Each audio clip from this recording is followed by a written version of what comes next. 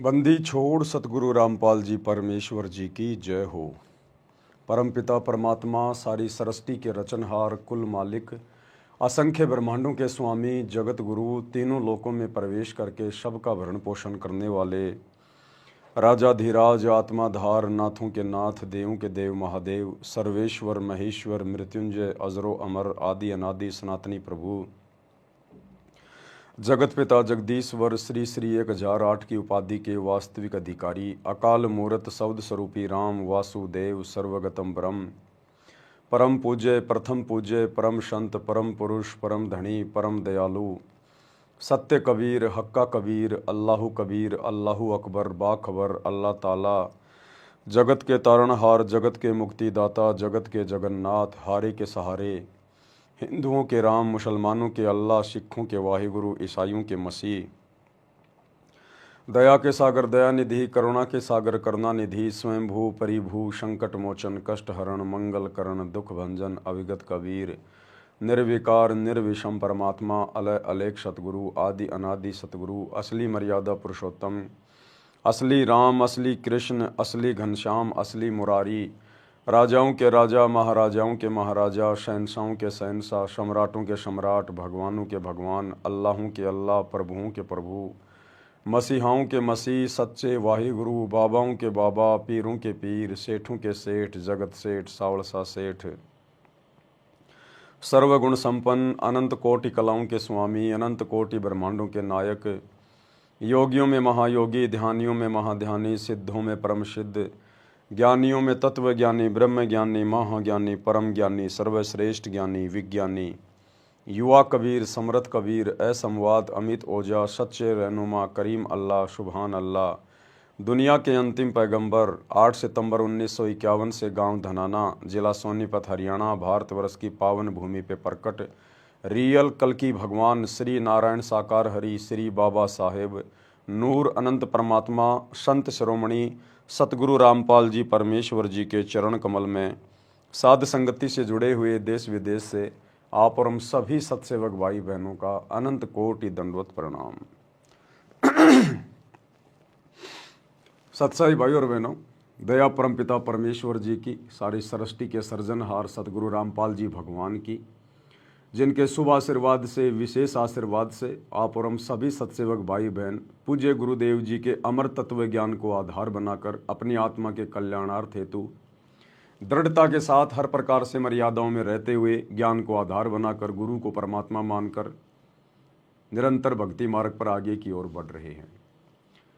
भाई और बहनों, दया है पूज्य गुरुदेव भगवान की, जो कि उन्होंने हमें अपने मिशन साध संगति से जोड़ा, हमें अध्यात्म की वो जानकारी करवाई, भक्ति मार्ग के वो गूढ़ रहस्य जो परमेश्वर ने अभी तक उजागर नहीं किए थे, अब धीरे धीरे उजागर हो रहे हैं।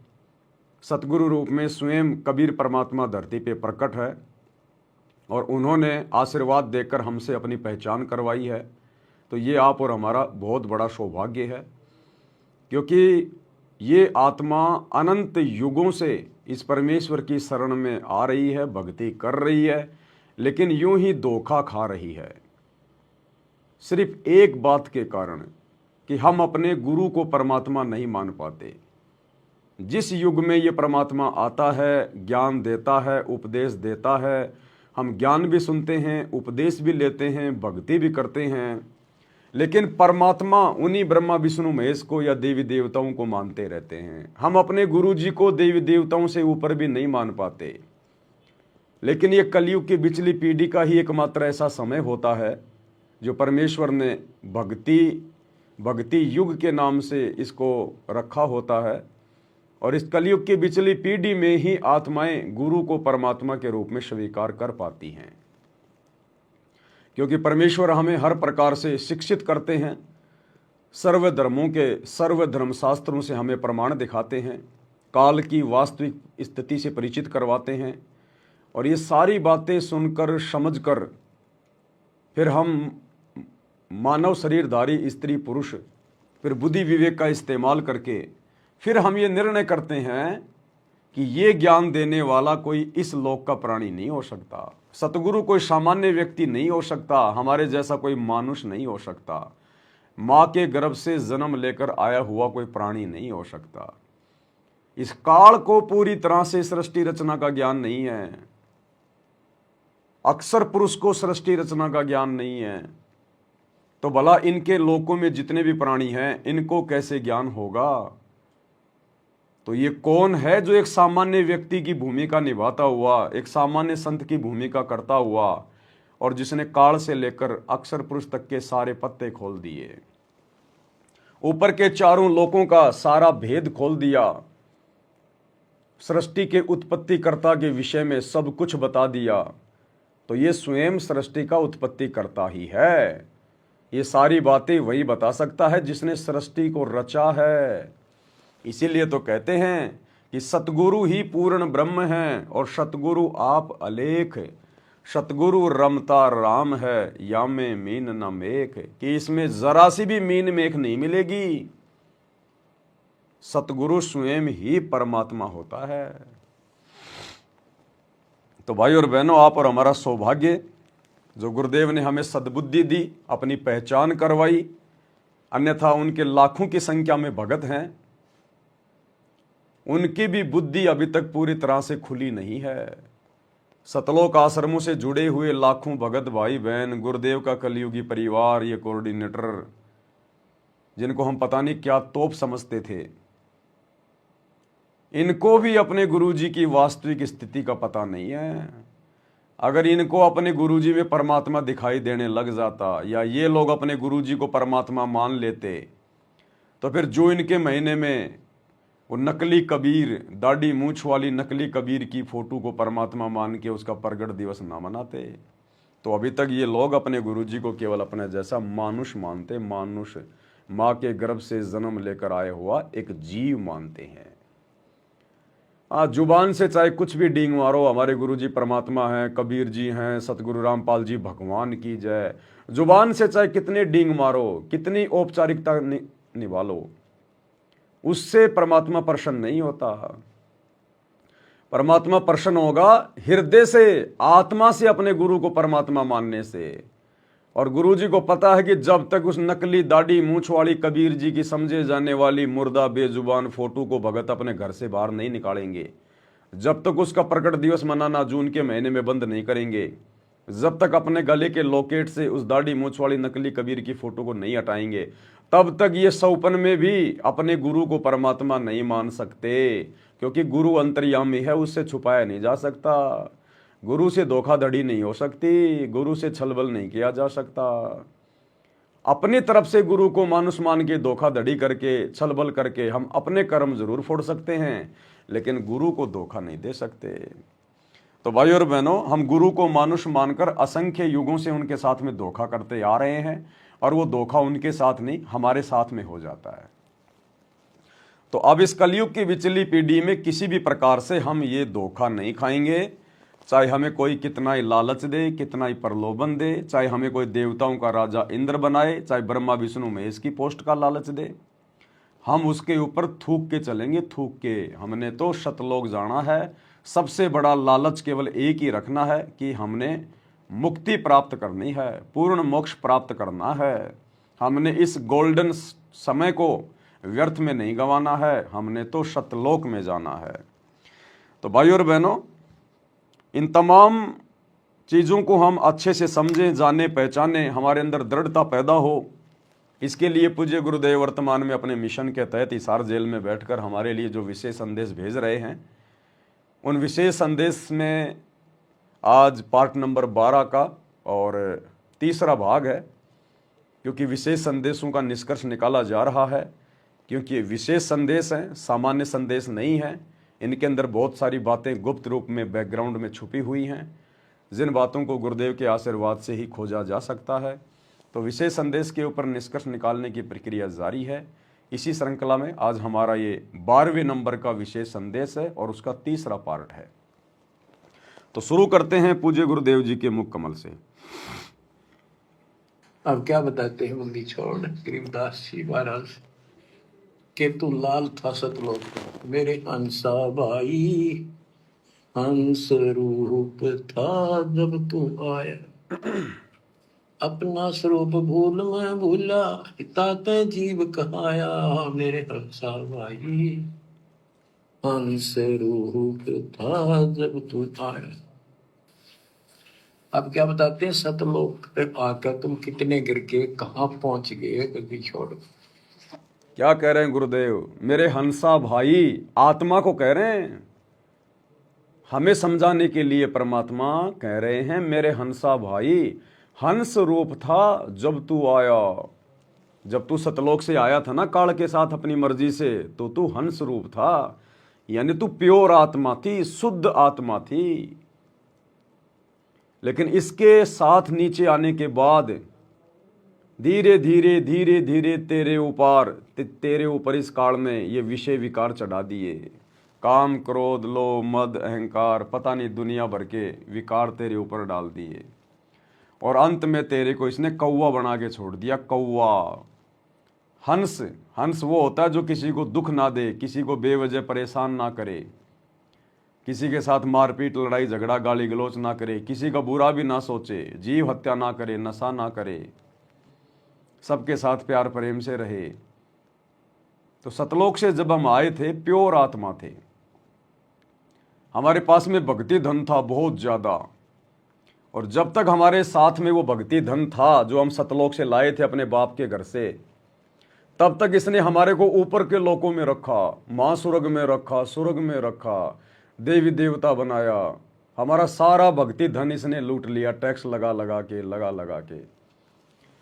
फिर हमारे को नीचे पृथ्वी पे पटक दिया, राजा बना दिया, महाराजा बना दिया। ये क्यों बनाता है यहाँ राजा महाराजा धनवान? हमारा भक्ति धन लुटाने के लिए। हम तो सोचते हैं मैं राजा बन गया, महाराजा बन गया, मैं पूरी पृथ्वी का राष्ट्रपति बन गया, मेरे बराबर कोई शक्तिशाली नहीं, कोई धनवान नहीं। ये तो सबसे बड़ी मूर्खता है। ये तो हमारा धन लूटा जा रहा है। हमें ऊंचे ऊंचे पद देकर, हमें बड़े बड़े अरबपति खरबपति बनाकर, बड़ी बड़ी फैक्ट्रियां लगवाकर हमारा धन काल के द्वारा लूटा जा रहा है, और हमें आगे के लिए भिखारी बनाया जा रहा है। हमें गधा कुत्ता शुअर बनाने की तैयारी की जा रही है, बहुत बड़ा आदमी बनाकर, राष्ट्रपति प्रधानमंत्री के पद देकर। और अंत में ये काल फिर हमारे को कौवा बना के छोड़ देता है। कहाँ तो हम हंस बन के मोती खाते थे, और कौवा बनकर ना जाने कितने जन्मों तक हमने टट्टी खाया, मांस खाया, गोबर खाया। तो परमात्मा कहते हैं अब तुम्हें फिर से वो सारी बातें याद दिलाई जा रही है कि मेरा हंसा भाई हंस रूप था जब तू आया। अब सतलोक में यदि तुझे वापस जाना है, अपने पिता के घर पे जाना है, मोक्ष प्राप्त करना है, हंस दशा को प्राप्त करना है, तो तूने वापस उसी प्रकार से निर्विकार बनना पड़ेगा। तूने हंस बनना पड़ेगा। ये कौवे की तरह तूने गंदी राजनीति में जाके टट्टी नहीं खाना, राजनेताओं की रैलियों में जाके तूने टट्टी नहीं खाना, मांस नहीं खाना, दुनिया के आरक्षणों में बैठ के तूने टट्टी नहीं खाना। तू हंस बन, कौवा मत बन। गुंडों की सीबीआई जांच का समर्थन करके, गुंडों की सीबीआई जांच के समर्थन में 5-5 लाख रुपए देके तू हंस दशा से कौवा बन के टट्टी मत खा। अरे अपने लोभ लालच के लिए, अपने धार्मिक धंधे के लिए तू दुनिया के लिए स्टेडियम बनवा के टट्टी मत खा, तू कौवा मत बन। आन उपासना करने वालों के लिए, जो कि परमात्मा के अपराधी हैं, उन काल उपासकों के लिए अयोध्या में जाके तू भंडारा मत लगा, तू टट्टी मत खा, तू हंस बनने की तरफ आगे बढ़े, कौवा मत बन तू। अरे भैया, तू जाटों की धर्मशाला में करोड़ों रुपया भक्तों का बर्बाद करवा के, उनका 5वां फ्लोर बनवा के तू टट्टी मत खा, तू हंस बन। अरे झूठी मान बढ़ाई में अपने गले में माला डलवा के तू टट्टी मत खा, तू हंस बन, आगे बढ़ने का प्रयास कर मेरे हंसा भाई। हंस रूप था जब तू आया, और अब सतगुरु मिल गया, सारा ज्ञान दे दिया, हमारी वो गलतियां बता दी, गलतियां कैसे सुधारोगे वो रास्ता बता दिया, और फिर भी हम जानबूझ के टट्टी खा रहे हैं, भगत होकर भी टट्टी खा रहे हैं। सारे वही कुकर्म कर रहे हैं जो काल चाहता है। काल हमारी मर्यादा तोड़वाना चाहता है, हमें अपने जाल में फंसाने के लिए जो कुकर्म करवाना चाहता है, हम उसके वशीभूत होकर उसी की गोद में बैठकर कौवे बनकर भगत होकर भी टट्टी खा रहे हैं सारे कुकर्म करके गुरुजी की गैर हाजिरी में। तो गुरुजी समझा रहे हैं, बेटा कम से कम अब तो समझ, अरे किसी भी प्रकार के लोभ लालच में मत आ। जब तू यहां पर छोटे छोटे लोभ लालच के चक्कर में पड़ के टट्टी खा रहा है, तो जब तू त्रिकुटी पे खड़ा होगा, जहां तेरी फाइनल परीक्षा होगी, वहां तो तू पता नहीं क्या क्या खा लेगा। अरे जब तू यहां 2 कोटी के राजनेताओं की रैलियों में धक्के खा सकता है, तो वहां जब ब्रह्मा विष्णु महेश की रैली निकल रही होगी तो 2 मिनट में जा खड़ा होगा, 2 मिनट में जा खड़ा होगा तू तो। जब तू यहां भगत होकर और अपने दुनिया वाले वो लोग जिनका भक्ति से कोई मतलब नहीं, गुरुजी से कोई मतलब नहीं, जिनकी कोई क्रिया, कोई परंपरा, कोई नियम मर्यादा हमारे से मेल नहीं खाती, तो उन जाटों के साथ जाके उनकी धर्मशाला बनवा रहा, भाईचारा निभा रहा, गले में माला डलवा रहा है। अगर तुझे त्रिकुटी पे छोटा मोटा कोई देवता का कोई पद दे दिया जाए तो तुरंत गले में माला डलवा लेगा वहां पे। जब तू यहां इस काल के झूठे मान सम्मान से पीछे नहीं हट रहा, तो त्रिकुटी पे कैसे हटेगा जब तुझे इतने बड़े बड़े पद देने के लालच दिए जाएंगे। तो गुरुजी हमारी रिहर्सल करवा रहे हैं, गुरुजी हमारी परीक्षा ले रहे हैं कि बेटा जब तू यही फेल हो रहा है तो त्रिकुटी पे क्या तू खाक पास हो जाएगा? वहां तो तू 2 मिनट में टट्टी खाने के लिए जा बैठेगा काल की गोद में। और भाई और बहनों, वर्तमान में परमात्मा अपनी आत्माओं को जो भी अनुभव करवाते हैं, जो भी उनको खुली आंखों से दिखाते हैं, वो परम सत्य होता है और हम भगत भाई बहनों की परीक्षा के लिए होता है। परमात्मा उन संदेशों के माध्यम से, उन भाई बहनों के माध्यम से आप और हम सत्सेवकों को दृढ़ करने के लिए वो संदेश भिजवाते हैं। बीच बीच में गुरुजी हमें चेक करते रहेंगे हर प्रकार से कि अभी इनके अंदर कोई लोभ लालच है या नहीं है, कोई मान बड़ाई अहंकार है या नहीं है, ये मेरे ज्ञान को समझ पाए या नहीं समझ पाए, इस काल की किसी भी चीज में, किसी भी झूठी चीज में इनकी आसक्ति है या नहीं है। तो परमात्मा हमें चेक करेंगे हर प्रकार से। तो कल जूली बहन की एक ऑडियो आई 5 मिनट की, परमात्मा ने खुली आंखों से उसको दिखाया जब वो भोग लगा रही थी।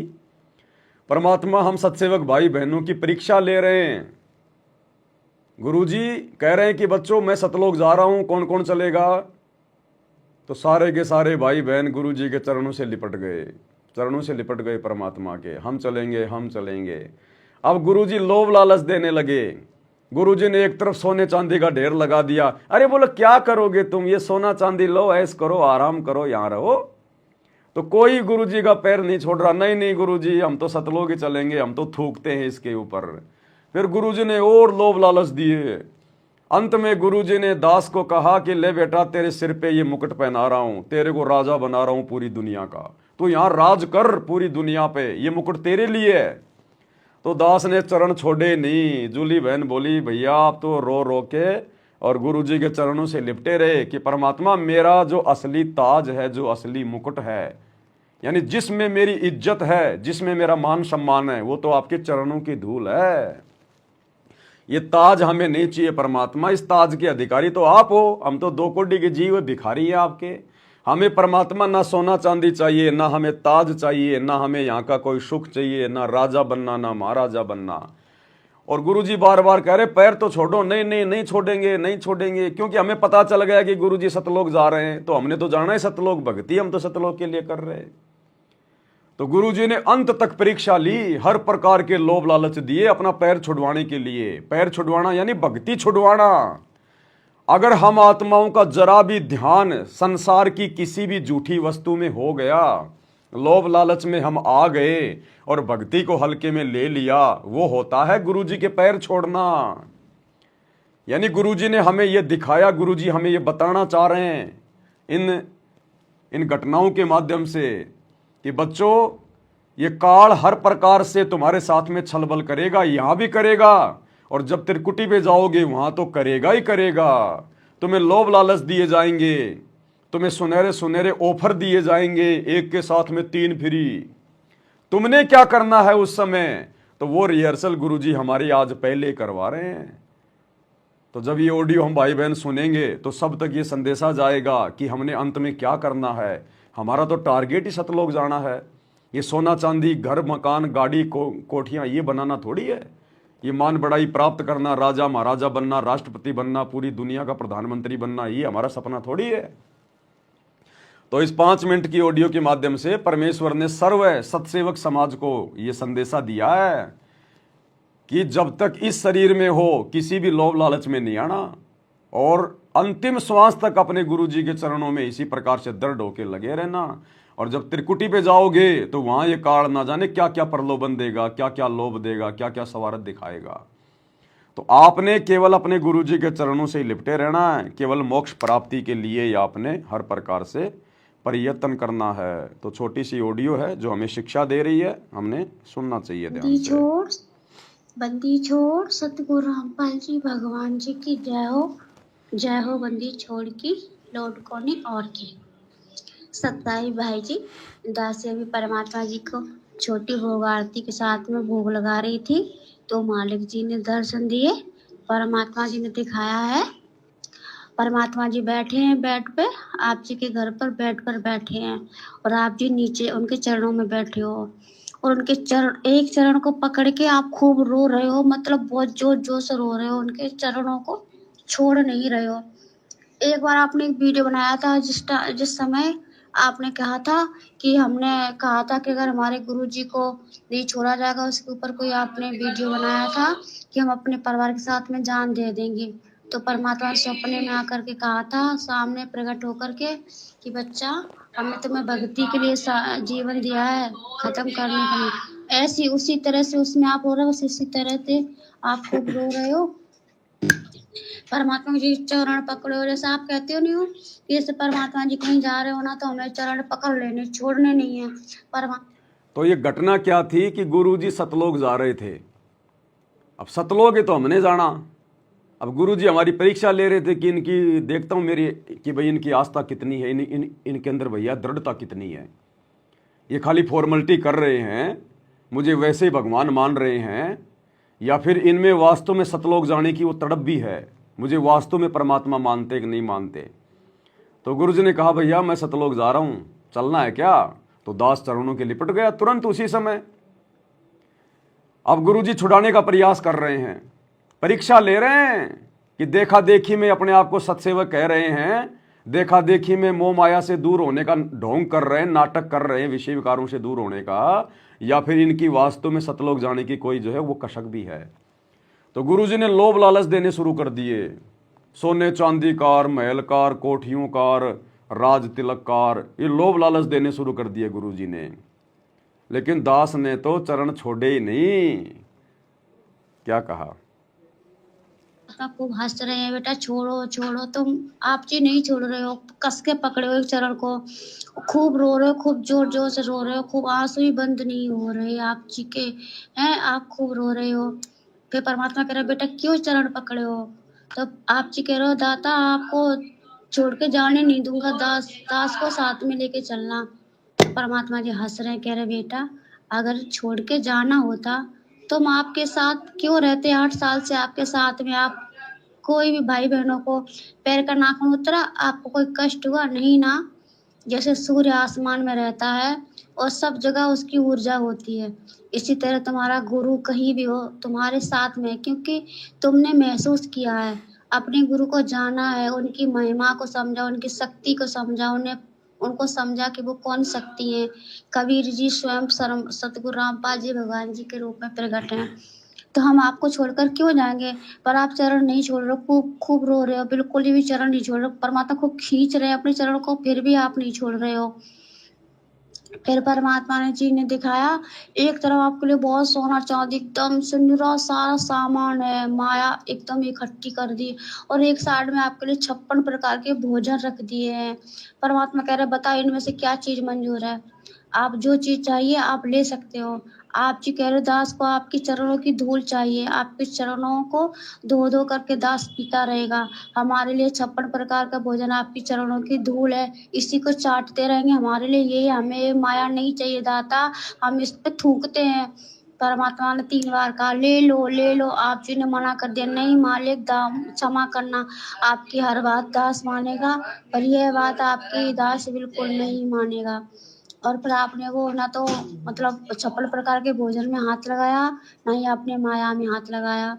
परमात्मा कह रहे चलो ठीक है, और भी सब भाई बहन बैठे हैं इसी तरह से, वो भी कर रहे हैं जैसे आप कर रहे हो। फिर परमात्मा ने कहा चलो ठीक है, आप हमसे कितना प्यार करते, कितना प्रेम करते, हमारे लिए अपना अपना दिल निकालो। अब परमात्मा ने देखा भैया ये सत्सेवक माया में तो नहीं उलझ रहे, सोने चांदी हीरे मोती 56 प्रकार के भोजन इनको मैंने कह दिया कि ले लो जी भर के, जितना लेना उतना ले लो, कोई दिक्कत नहीं, तुम्हारे लिए है। तो किसी ने भी हाँ नहीं भरी, सब गुरुजी के चरणों से लिपटे हुए कि नहीं गुरुजी हम तो आपके चरणों में रहेंगे, आपके चरणों की धूल ही हमारे लिए 56 प्रकार का भोजन है, दुनिया का सारा सुख है। तो फिर गुरुजी ने आगे क्या कहा कि देखता हूं देखे तुम मेरे लिए कितना क्या करते हो। बोला मुझे सब अपना अपना दिल निकाल के दो, दिल निकाल के। अब देखो हमारी ये परीक्षा होती है भाई और बहनों, अब हमने अपने दिल में तो गुरुजी को बैठा रखा है भाई, घटी हिम गंगा घटी हिम जमुना घटी हिम जगदीश सतगुरु तारेंगे, तो हमारे दिल में तो गुरुजी विराजमान है।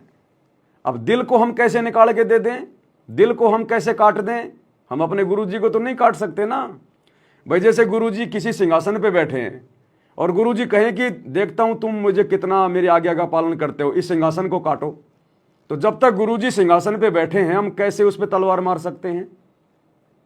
तो गुरुजी तो हमारे दिल में बैठे हैं भाई, तो हम कैसे अपने दिल को निकाल के दे दें। तो दिल निकालने के लिए दास ने मना कर दिया और चक्कू लेके और अपनी छाती फाड़ दी कि परमात्मा बाकी देख लो, आप ही बसे हो, सारा सब कुछ आपका ही है। और सभी भगत भाइयों बहनों ने ऐसे चक्कू निकाल के अपना अपना सीना फाड़ दिया कि परमात्मा दिल में तो आप बैठे हो, नहीं होते तो ये अभी निकाल के दे देते आपको। और कहीं ये ना हो कि भाई हम कोई मतलब डर रहे हैं, तो हमने साइड से चक्कू से अपना सीना चीर दिया जैसे हनुमान जी ने चीरा था वैसे, और उसके अंदर देखा तो सतगुरु रामपाल जी भगवान बैठे हुए हैं, परमात्मा सबको दिखा रहे हैं अपनी मूर्ति। मतलब गुरुजी हम सभी सत्सेवक भाई बहनों के घट में बैठे हुए हैं, हमारे साथ में है पल पल शब्द रूप में। तो क्या कहा फिर मालिक ने, फिर परमात्मा ने कहा चलो ठीक है, आप हमसे कितना प्यार करते, कितना प्रेम करते, हमारे लिए अपना अपना दिल निकालो।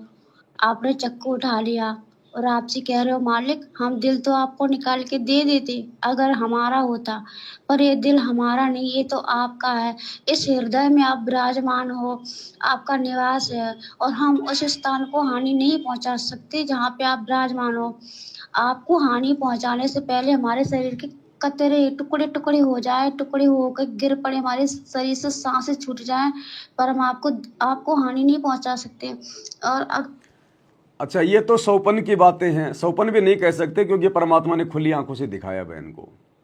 लेकिन ये बात मान लो अगर गुरुदेव भगवान इस कुत्ते को अगर डायरेक्ट कहें वैसे आमने सामने आके हकीकत में कि बेटा अपना दिल निकाल के दे दे, तो भाई और बहनों उस समय दिमाग नहीं लगाया जाएगा कि दिल में परमात्मा बैठे हैं, दिल में गुरुजी बैठे हैं। उस समय तो आदेश क्या है गुरुदेव का, इतना दिमाग नहीं लगाया जाता। फिर वो तुरंत मार दो चक्कू, उसमें कुछ नहीं, फिर आगा पाछा नहीं देखा जाता उसमें। ये तो परमात्मा ने हमें समझाया है कि भगत ने थोड़ा बहुत विवेक का भी इस्तेमाल करना चाहिए, क्योंकि परमात्मा हृदय कमल में रहता है। इस मानव शरीर में परमात्मा का निवास कहाँ पर है, हृदय कमल में रहता है परमात्मा। तो जिस जगह पे हमारे गुरुदेव भगवान बैठे हैं उस जगह को हम चोट थोड़ी पहुंचा सकते हैं। जिस चेयर पे हमारे गुरुजी बैठे हैं उस चेयर को हम लोग उठा के बाहर थोड़ी ना जो अमल की फेंक सकते हैं। तो देखो ये वास्तव में हकीकत होती हैं, ये बातें बिल्कुल सत्य हैं। क्योंकि दास को अगर वैसे परमात्मा कहें, किसी भी भाई को कहें, सत्सेवक को, तो इतना दिमाग हम नहीं लगाएंगे।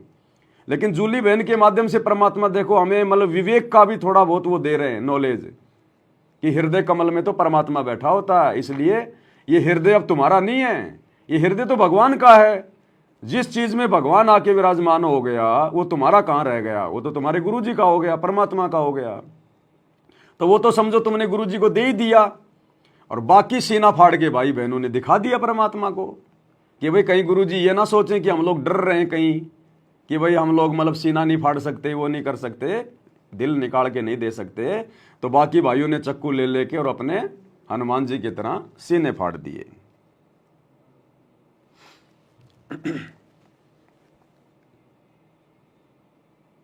अगर हमारा होता, पर ये दिल हमारा नहीं, ये तो आपका है। इस हृदय में आप विराजमान हो, आपका निवास है, और हम उस स्थान को हानि नहीं पहुंचा सकते जहाँ पे आप विराजमान हो। आपको हानि पहुंचाने से पहले हमारे शरीर के कतरे टुकड़े टुकड़े हो जाए, टुकड़े होकर गिर पड़े, हमारे शरीर से सांसें छूट जाएं, पर हम आपको हानि नहीं पहुंचा सकते।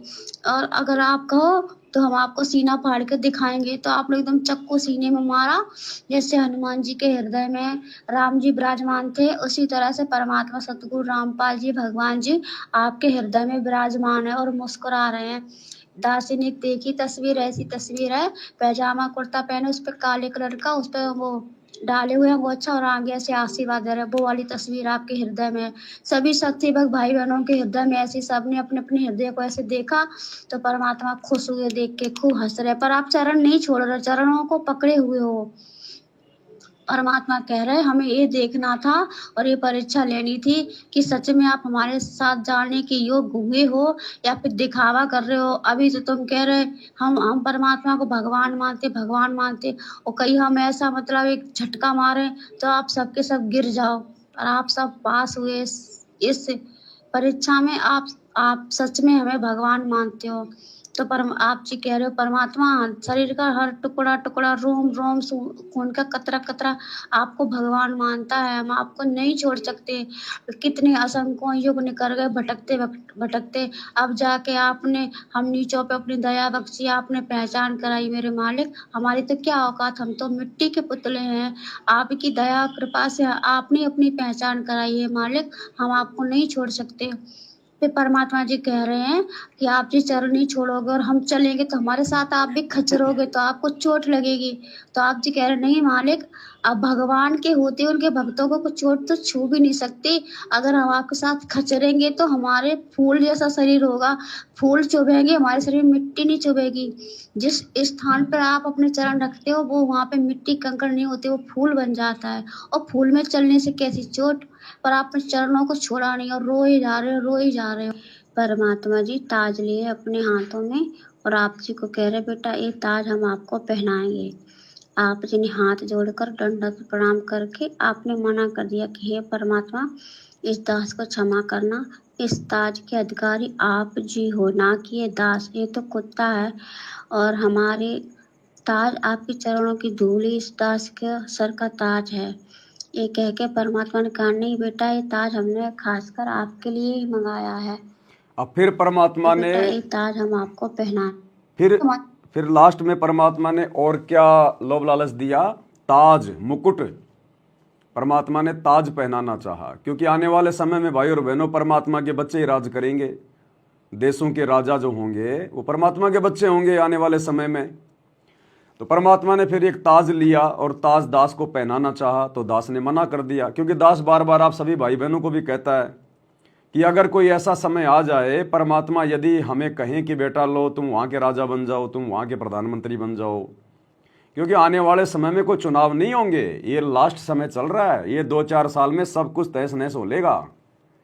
ये 2-3-4 साल में सब कुछ तहस नहस हो लेगा। ये लोकतंत्र फाकतंत्र सब कुछ भाग जाएगा, कुछ नहीं रहेगा। जो सतगुरु आदेश करेंगे वही होगा। बिना चुनाव के 1 सेकंड में गुरुजी नीचे उतार देंगे, 1 सेकंड में गुरुजी ऊपर बैठा देंगे। तो गुरुजी ने फिर दास को जो है मतलब कि राज तिलक करना चाहा, दास को ताज पहनाना चाहा, तो दास ने मना कर दिया। क्योंकि भाई और बहनों जो हमारे अंदर जो वृत्ति होगी ज्ञान को आधार बना के, वही हमारी शोपन में होगी। तो दास तो भाई बहनों को मना ही करता है कि हमने तो इस गंदे ताज को भी नहीं पहनना, यहाँ का राजा महाराजा भी नहीं बनना हमने। जब इंद्र दा राज कागदा बिष्टा, तो धरती का राज तो कितना गया बित्या होगा, कितना गंदा होगा यहाँ का राज। तो फिर हम भक्ति नहीं कर पाएंगे, हम फिर बैठ के आधा घंटा 1 घंटा सुमरण नहीं कर पाओगे। फिर अगर बैठ भी जाओगे तो दिमाग में वही दुनिया भर की बातें चलती रहेंगी, फिर वो सुमरण थोड़ी है, फिर वो सुमरण नहीं है। तो फिर हम भक्ति नहीं कर पाएंगे। हमने करनी भक्ति, हमने जाना सतलोक, यहाँ का राज तो हम ना जाने कितनी बार भोग चुके हैं, कोटि जन्म तू राजा की न्या।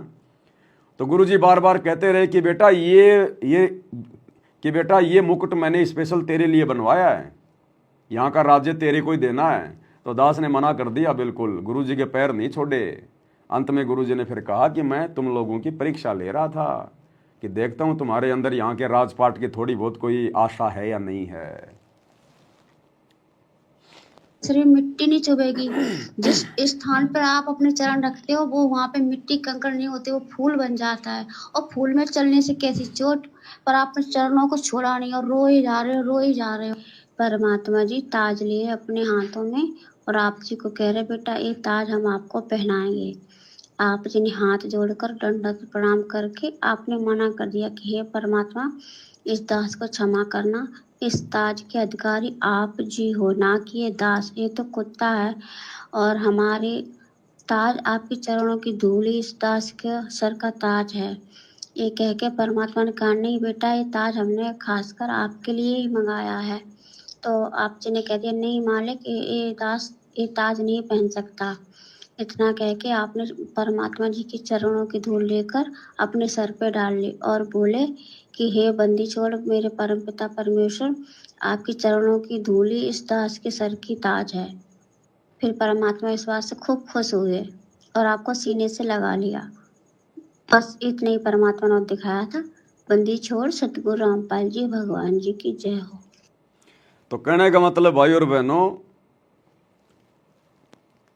हम सतलोक से हंस बन के आए थे और जब तक हम यहाँ सतगुरु की भक्ति करके मर्यादाओं में रह के अपने आचार विचार व्यवहार को ठीक करके विषय विकारों से दूर हट के जब तक हम पुनः हंस दशा में नहीं आएंगे, हंस नहीं बनेंगे, सच्चे भगत नहीं बनेंगे, तब तक हम वापस सतलोक जाने के अधिकारी नहीं बन सकते।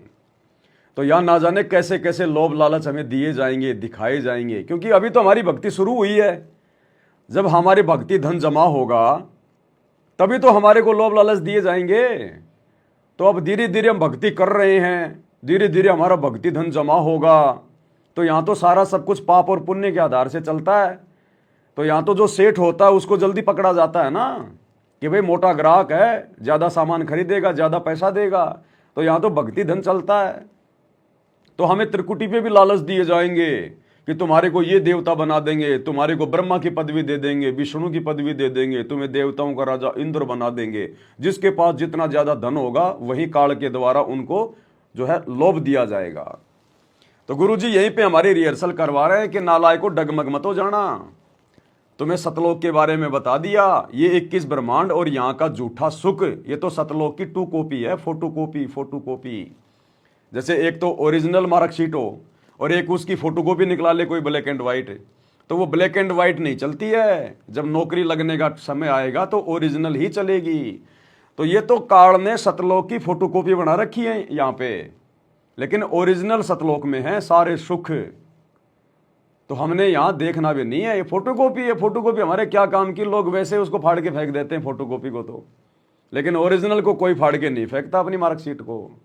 तो ओरिजिनल सतलोक के सुख हमें गुरुजी ने बता दिए। तो यहाँ के झूठे सुखों की तरफ राजा महाराजा बनना, देवी देवता बनना, इंद्र बनना, ब्रह्मा विष्णु महेश बनना, हमारे लिए तो कागदा बिष्टा है, काग का बीट। तो इस प्रकार हम भाई बहनों ने अपनी सोच को अपने गुरुदेव भगवान के चरणों में लगा के रखना है। यहाँ के किसी भी झूठे सुख की तरफ हमने आसक्ति नहीं दिखानी, दुनिया को देख के नहीं चलना, दुनिया के सुखों को देख के हमने प्रभावित नहीं होना। क्योंकि जितने भी सुख हैं इस 21 ब्रह्मांड के, वो सब हम भोग चुके हैं। हम यहाँ पर राजा महाराजा बन के, देवी देवता बन के, ब्रह्मा विष्णु महेश बन के, हम ये सारे पद सारे सुख भोग चुके हैं। तभी तो हमारा नंबर आया है, तभी तो हमारा वापस सतलोक जाने का नंबर आया है। तो जो सारी चीजें हम भोग चुके हैं और सब कुछ भोगने के बाद फिर हमारे को गधा बनना पड़ा, सुअर बनना पड़ा, कुत्ता बनना पड़ा, टट्टी खाना पड़ा, गरीब निर्धन भिखारी बनना पड़ा, रोड पे 1-1 रुपए के लिए हाथ फैलाने पड़े हमारे को, ना जाने कितने जन्मों में। तो अब क्या बनना हमारे को वापस? अगर बन भी गए तो फिर वापस उसी प्रोसीजर में आएंगे, फिर 84 में जाना पड़ेगा, गधा कुत्ता सुअर बनेंगे, रोड पे भिखारी बन के 1-1 रुपए के लिए दिए बाबा दिए बाबा दिए बाबा। तो ये जन्म तो हम असंख्य बार भोग चुके हैं। तो हमने तो इस चक्कर से बाहर निकलना है, इस अरहट के कुएं से बाहर निकलना है। तो हमारा समय आ गया, इसलिए परमात्मा बीच बीच में हमारी परीक्षा भी लेगा। हमारे सामने वैसे भी परमात्मा परिस्थितियां पैदा कर देगा, वैसे भी परिस्थितियां पैदा कर देगा परमात्मा। कैसे? मान लीजिए आप किसी के मकान में किराए पे रह रहे हैं और वो बहुत बड़ा आदमी है, उसके विदेशों में भी उसके मकान है, फ्लैट है, अरबपति खरबपति है, संतान उसके है नहीं, और वो हो गया बूढ़ा, और आपके व्यवहार को देखकर वो सोचेगा यार ये भगत बहुत अच्छा आदमी है और मेरे को तो मरना ही है, संपत्ति मेरी फिर लोग खाएंगे लूटेंगे। और वो आपको कहे कि बेटा मैं तेरे नाम पे करना चाहता हूँ मेरा ये मकान, और मेरा वो बाहर का विदेश का मकान भी, और मेरी बैंकों में जितने भी संपत्ति है सोना चांदी, बेटा मैं तेरे नाम पे करना चाहता हूँ। भाई और बहनों, मन में इतना भी विचार नहीं आना चाहिए कि भाई ये तो अपनी मर्जी से कर रहा है, मैं थोड़ी मांग रहा हूं उससे, अपनी मर्जी से दे रहा है तो दे दो, हमें कोई दिक्कत नहीं। इतना भी नहीं आना चाहिए। उसको बोलो भैया मैं तो इस मकान में जब तक रहूंगा ना उसका भी किराया दूंगा, फ्री में तेरे मकान में भी नहीं रहूंगा, तेरी ये संपत्ति लेना तो मेरे लिए सौपन जैसी बात है, मैं तो छूंगा भी नहीं। कि चाहे किसी को दे ना दे, चाहे सरकार लूटे तेरे बाद, चाहे तेरे रिश्तेदार लूटें, जिस दिन तू मर जाएगा मैं तो मकान खाली करके निकल जाऊंगा यहां से। अब ना जाने उसने वो पैसा किस प्रकार से कमाया है, उसके ऊपर तो 3 लोग का भार है। अरे वो भार वो पाप हम क्यों लें अपने नाम पे? वो तो अपने पाप हल्के करके हमारे को संपत्ति देके वो तो अपने पाप बांट रहा है, हम उसके पापों को क्यों बंटवाएं? तो हमने तो ऐसी स्थिति में भी, क्योंकि मन बकवाद करेगा कि रे पवनदास तू मांग थोड़ी रह गया है, ये तो अपने आप दे रहा है तेरे को, ये अरबों खरबों की संपत्ति तूने मांगी थोड़ी है। और सही बात है, इसके मरने के बाद में लोग खाएंगे लोग लूटेंगे, उससे अच्छा तू ले ले, कम से कम सदुपयोग तो करेगा। इतना भी नहीं सोचना हमने, वो इतना भी नहीं सोचना हमने तो बिल्कुल फंसना ही नहीं। हमारे भाग्य में हो तो भी हम गुरुजी से प्रार्थना करें, गुरुजी हमें तो बिल्कुल इसी हाल में रखना, हमें तो ये गरीबी वाले हाल में रखना परमात्मा, ताकि आपकी याद बनी रहे, ये भक्ति पे हम लगे रहें, बकवादों से मन हटा रहे। तो हमने तो इस प्रकार से भी ठोकर मार देनी है दुनिया की संपत्ति को। फिर बाकी ये और चीजें है क्या फिर हमारे लिए? हमारा केवल एक ही टारगेट, केवल एक ही मकसद, क्योंकि ये दुनिया पूरी तरह से उलझन में उलझी हुई है। अगर हम दुनिया की तरफ देख के चलेंगे तो भाई और बहनों हमारे भाव नहीं बनेंगे इस भक्ति में, इस भगवान में, सतलोक जाने में। भक्ति भले हम करते रहेंगे पर लेकिन वो फॉर्मेलिटी हो जाएगी। फिर ये काल फिर एक समय ऐसा भी आएगा, जैसे जैसे हमारा भक्ति धन बढ़ेगा ये हमारे को भ्रमित करने का भी पूरा प्रयास करेगा, हमें उसी सांसारिकता में वापस डुबोने का प्रयास करेगा। आज आपके रिश्तेदार जो आपसे नाराज होते हैं, आपको पता नहीं क्या समझ रहे हैं, ठग है, लुटेरा है, झूठा है, बाबा के चक्कर में पड़ गया, मेंटल हो गया, मूर्ख हो गया। कल को जब हमारी भक्ति बढ़ेगी, परमात्मा हमें सर्व सुख देगा यहाँ के, उसके बाद वो रिश्तेदार भी तुम्हारे पास आना शुरू हो जाएंगे, तुम्हें बहुत बड़ा भगत कहेंगे, तुम्हारी बड़ी इज्जत करेंगे। हमने उन रिश्तेदारों की पतलून में नहीं घुसना, फिर हमने हमारे टारगेट को नहीं भूलना। हमारा टारगेट मोक्ष प्राप्ति है, मान बढ़ाई प्राप्त करना नहीं है। वो रिश्तेदार चाहे आओ चाहे जाओ, चाहे जो मर्जी, चाहे मान बढ़ाई करो चाहे जो मर्जी करो, हमने ध्यान नहीं देना उस तरफ बिल्कुल भी। हमने हमारे पिछले दिनों को याद करके, गधे कुत्ते सुअर वाले जन्मों को याद करके, 84 लाख योनियों के कष्टों को याद करके, नरक कुंड को याद करके जो असंख्य बार भोग चुके हैं, तपस्शिला असंख्य बार भोग चुके हैं, इन सब चीजों को याद करके हमारा टारगेट सतलोक होना चाहिए। तो काल हमें फंसाने का भी प्रयास करेगा, हमें यहां सुख भी होंगे आने वाले समय में। ये ना सोचो कि आज हम दुखी है तो ऐसे ही हम दुखी रहेंगे, नहीं। ये परमात्मा जैसे जैसे हमें ज्ञान देगा हमें सुख भी देगा परमात्मा, क्योंकि ये भक्ति परमात्मा अपने हिसाब से करवाएगा। नादान बच्चे को धन नहीं दिया जाता, पैसा नहीं दिया जाता। माता पिता घर से बाहर जा रहे होते हैं तो अपने समझदार बच्चे को घर की चाबी दे के जाते हैं, उस 2 साल के नादान बच्चे के हाथ में चाबी दे के नहीं जाते। तो जैसे जैसे हमें ज्ञान होगा माया के गुणों का, अवगुणों का, कि कहाँ ये माया मुझे धोखा देगी, कहाँ मैं इसका सदुपयोग कर सकता हूँ, उसी हिसाब से गुरुजी धीरे धीरे हमें सुख भी देगा। यहाँ के राजा को इतने सुख नहीं होंगे जो आने वाले समय में सतगुरु रामपाल जी के भक्तों को होंगे। तो हमने उन सुखों में फंसना नहीं है, उलझना नहीं है। हमारा टारगेट केवल मोक्ष होना चाहिए, केवल मोक्ष। हमें सब कुछ याद होना चाहिए। गुरुजी का प्रयत्न हमारे को पल पल आंखों के सामने होना चाहिए कि मेरे गुरुजी का मिशन क्या है। 10 साल से मेरे गुरुजी जेल में क्यों बैठे रहे, मेरे लिए गुरुजी पुलिस वालों की गाड़ियां क्यों खाई, उनके डंडे क्यों खाए गुरुजी ने। 10 साल से मेरे भगवान 10/12 की उस कोटड़ी में क्यों बैठे रहे, नीचे फर्श पे क्यों सोते रहे। हमने अपने गुरुजी के प्रयासों को, उनके संघर्ष को हमेशा ध्यान रखना है।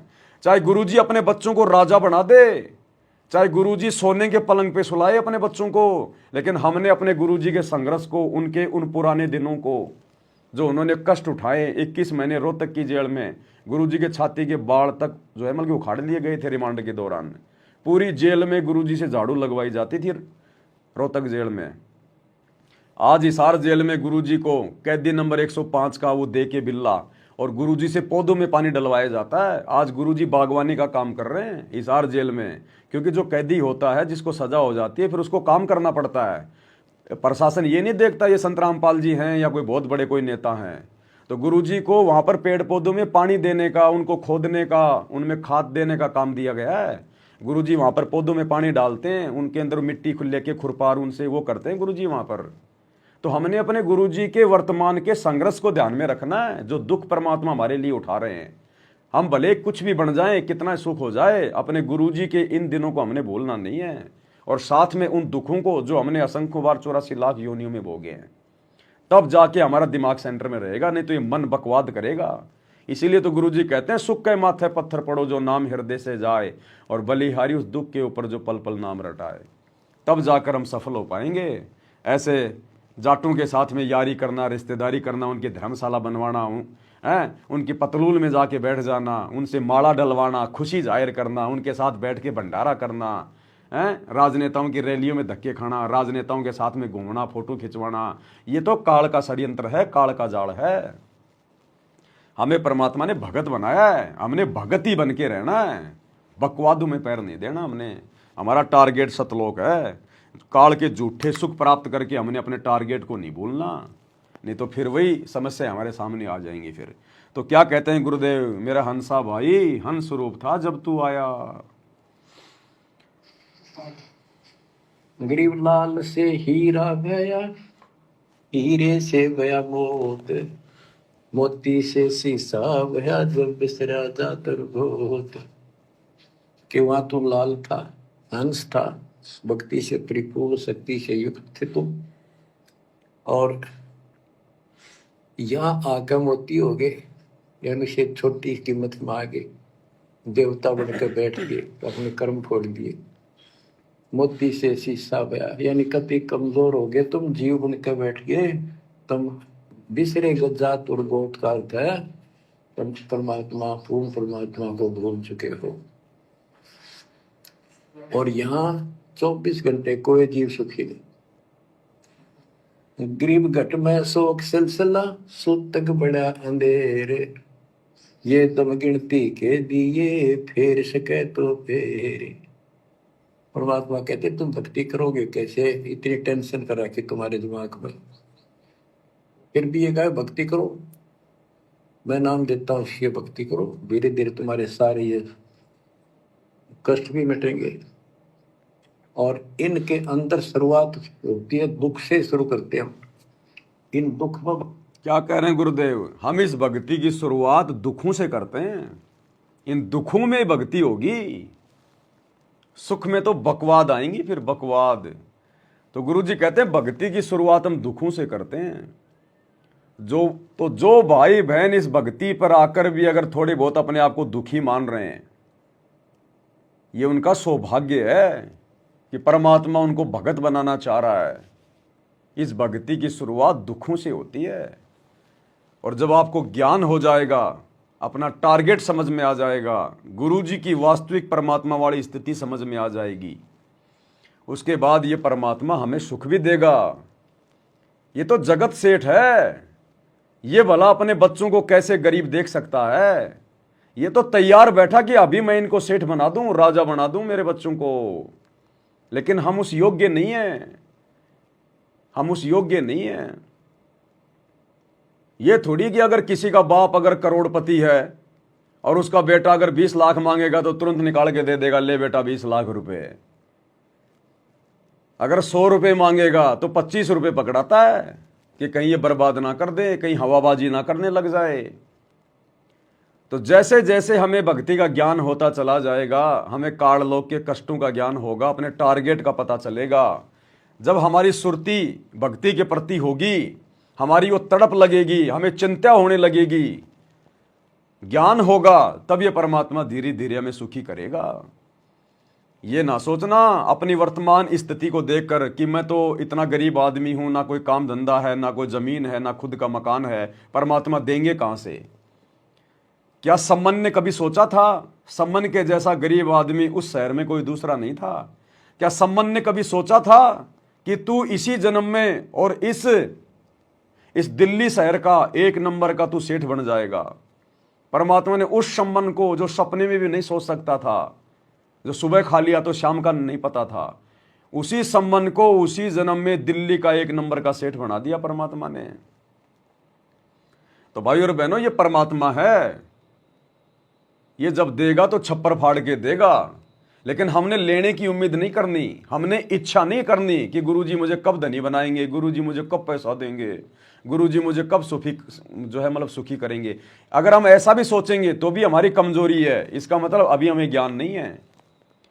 हमने केवल गुरुजी के प्रति समर्पित रहना है, मर्यादाओं में रह के भक्ति करना है।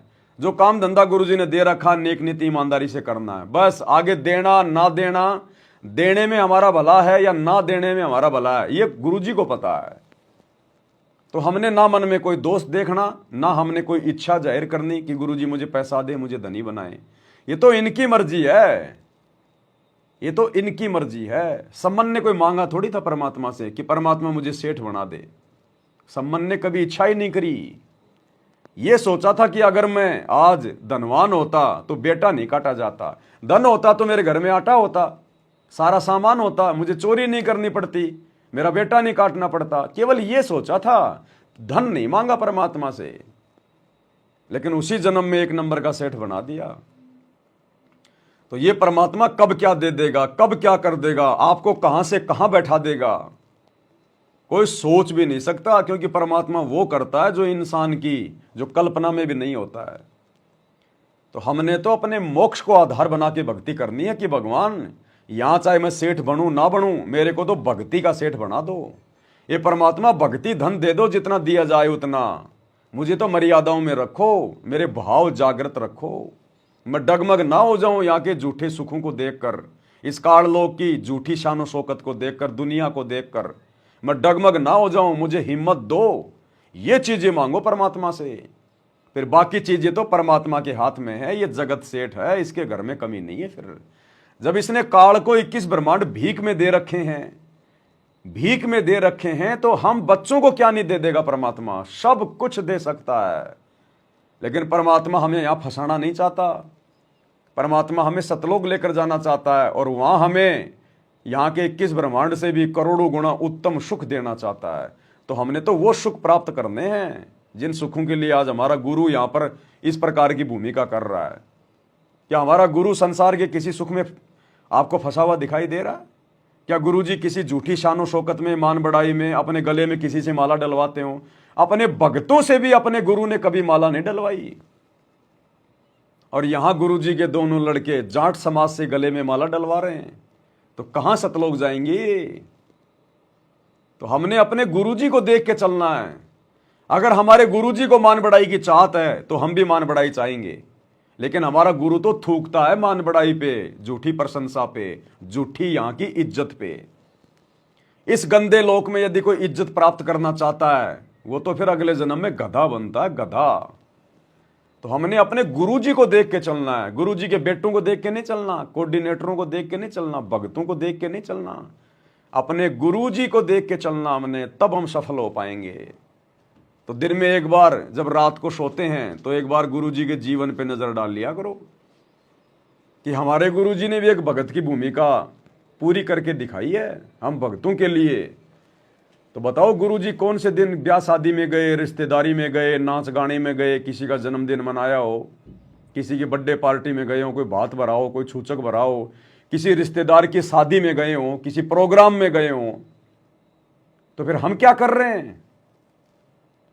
हमारे गुरुजी कभी पहाड़ों पे घूमने गए हों, कभी देश विदेश में घूमने गए हों, कभी शिमला, ऊटी, मनाली कभी घूमने गए हों, टाइम पास करने गए हों, मनोरंजन के लिए गए हों, अपने बच्चों को लेके गुरुजी कभी पिकनिक करने गए हों। फिर हम क्या कर रहे हैं आज? हमारे गुरुजी का कोई दुश्मन हो, हमारे गुरुजी का कोई मित्र हो, हमारे गुरुजी को लड़ाई झगड़ा करते हो, किसी को गाली गलौच निकाली हो, फिर हम क्या कर रहे हैं आज?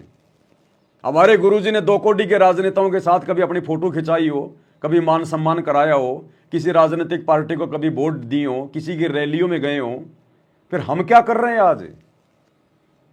तो हमने गुरुजी के जीवन को देख के चलना, तब सफल होंगे। गुरुजी के परिवार को देख के चलोगे, अगले जन्म में गधे बनोगे, क्योंकि गुरु का परिवार तो गधे बनने वाले कर्म कर रहा है सारे के सारे। तो इन बातों का हमने बहुत सावधानी पूर्वक विचार करना है। तो क्या कह रहे हैं परमात्मा? तो दुख से शुरू करते हैं। इन दुख में भक्ति ना छोड़ो, लगे रहो। और ये गिनती के सांस से इन संभाल सके तो संभाल ले, मत करके न कीमत बढ़ा। गरीब घट में शोक सिलसिला, सूतक बड़ा अंधेरे बढ़ा। कैसे? शोक कोई न कोई कारण की टेंशन होगी, या फिर कोई इच्छा हो गया कर लो, वो नहीं हुआ, वो करेगी, नो हो गया, फलान हो गया। कहते तो कल पे कारण कौन है, कर सेवा नहीं काम, मन इच्छा फल देत है जो पड़े धनी तका। सत भक्ति पर लाग के फिर कोई कल्पना की जरूरत नहीं, पर मालिक आगे से आगे आपकी मदद करेगा। गृहपति भरता जमी पर जो जो धर है पान, समृत झाड़ू देते हैं ना काटा लग जाए।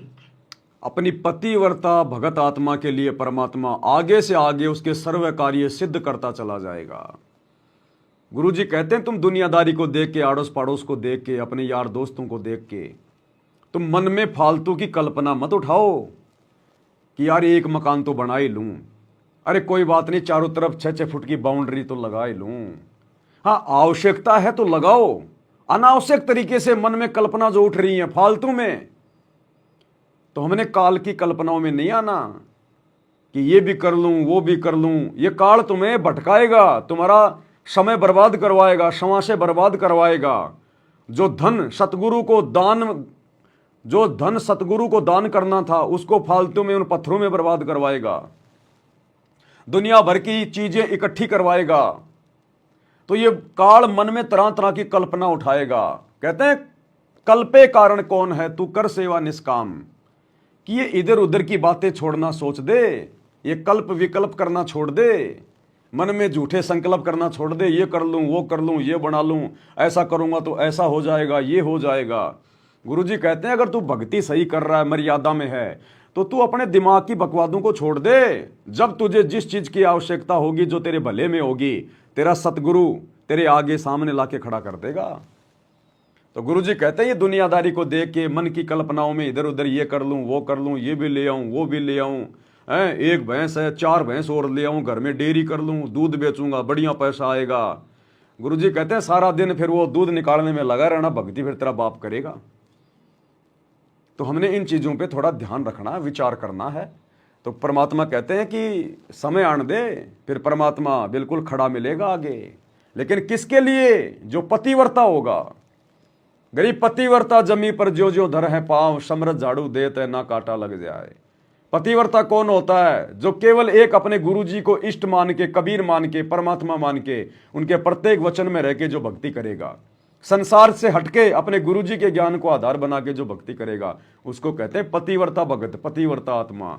तो उस आत्मा के लिए परमात्मा फिर सब कुछ करेगा। तो हमने तो पतिव्रता पद पे आना है। भरता जमी पर जो जो धर है पान, समृत झाड़ू देते हैं ना काटा लग जाए। ऐसी स्थिति में आ जाओगे आप, देख लेना। गरीब जित से तीदम उतरे वही ठोर तू खोजे, अंश लोक को चालिए पण मत भरना रोगे। कि इस काल के स्वर्ग आदि की इच्छा मत रख, जो भक्ति हम बता रहे हैं उसको सांस के द्वारा कर। इस काल के बन में मत भटके, कि जान की आवश्यकता नहीं, घर में रहो, भक्ति करो। गरीब माँ के पर्दे हम गए सतगुरु के उपदेश, शिव ब्रह्मा विष्णु रटत हैं पार न पावे शेष। एक दूसरी बात भाई और बहनों, जब भी हमारा लाइव वीडियो चलता है या कोई भी वीडियो चलता है, तो जो दुनिया भर के जो फालतू के लोग हैं वो भी आ जाते हैं लाइव वीडियो देखने के लिए। उनका काम केवल काल प्रेरणा से बकवाद ही करना होता है। वो तरह तरह के उल्टे वो कमेंट्स करेंगे, और तुम यदि उनके कमेंट्स में जवाब देने लग जाओगे तो तुम क्या खाक देख रहे हो? फिर हमने किसी के कमेंट्स पे ध्यान नहीं देना, ये फालतू के कमेंट्स होते हैं। ये अपना नज़रिया बदलो, नज़ारा अपने आप बदल जाएगा। ये कौन है भाई जो लिख के भेज रहा है? अरे नज़रिया बदलने से नज़ारा नहीं बदलता। अगर बदलता है तो एक काम कर, फिर तू गधी लेके आ, तू कहीं से कोई एक गधी लेके आ और अपने घर लाके उसको बांध दे, और तू तेरा नज़रिया बदल कि ये गधी नहीं, ये गाय है और ये दूध की बाल्टी भरेगी। ये गधी नहीं, ये गधा नहीं, ये गाय है। उस गधे को अपना नजरिया बदल के ये सोच कि ये गाय है, ये गधा नहीं है, और दूध की बाल्टी लेके बैठ जा तू नीचे, देखता हूं तेरा नजारा बदलेगा क्या। वो दूध की बाल्टी नहीं भरेगा गधा, वो मूत की भर देगा, मूत की, जो किसी काम का नहीं है। तो ये दुनिया भर के फालतू के डायलॉग हैं, ये हम बहुत पहले छोड़ चुके हैं। पहले हम भी इसी दुनिया में, झूठी दुनिया में, ये ख्वाबी दुनिया में डूबे हुए थे। अब सतगुरु ने आके ज्ञान दे दिया, हमने इस झूठी दुनिया को बहुत पीछे छोड़ दिया है। ये डायलॉग जो हैं ये पुराने हो चुके हैं। किसी और के वीडियो पे जाके ये डायलॉग सुनाओ, भगतों के लाइव वीडियो के ऊपर ये डायलॉग काम नहीं करेंगे। नज़रिया बदल दे, हैं, नज़ारा बदल जाएगा। कमाल करता, दिन में 12 बजे सूरज हमारी खोपड़ी पे है और हम लोग अपना नज़रिया बदलने की, नहीं रात्रि का समय है, ये तो सूरज थोड़ी, ये तो चांद है। अरे गर्मी थोड़ी लग रही है मुझे, ये तो चांद की बहुत अच्छी अच्छी रोशनी आ रही है। खड़ा रह देखे तू 2 घंटे वहां पर, तेरा नजरिया बदल के, अगर तेरे को अगर हेजा ना मार जाए तो ये फालतू की बकवादें होती हैं। ये दुनिया वाले लोग हैं, इनको लेना देना कुछ है नहीं, हमारी बातें इनके समझ में आती नहीं है, तो ये फालतू की ड्रामेबाजी करते हैं। ये भी एक काल प्रेरणा होती है। तो हमने किसी के जो है फालतू के कमेंट्स का जवाब नहीं देना बिल्कुल भी। और बहुत सारे भाई बहन जो स्टिक वगैरह भेजते हैं ना, स्टिकर मत भेजा करो। हम भगत हैं, कोई तो पता नहीं समझ में नहीं आता, रो रहा है, को नाक साफ कर रहा है, ऐसे ऐसे स्टिकर भेज देते हैं। क्योंकि हमें तो पता नहीं, ये ऐसे ऐसे स्टिकर भेजते हैं, पता नहीं आंखों से आंसू आ रहे हैं या नाक से रीट आ रहा है, ऐसे ऐसे स्टिकर भेज रहे हैं। बताओ क्या मतलब निकलता है इन चीज़ों का। हम भगत हैं।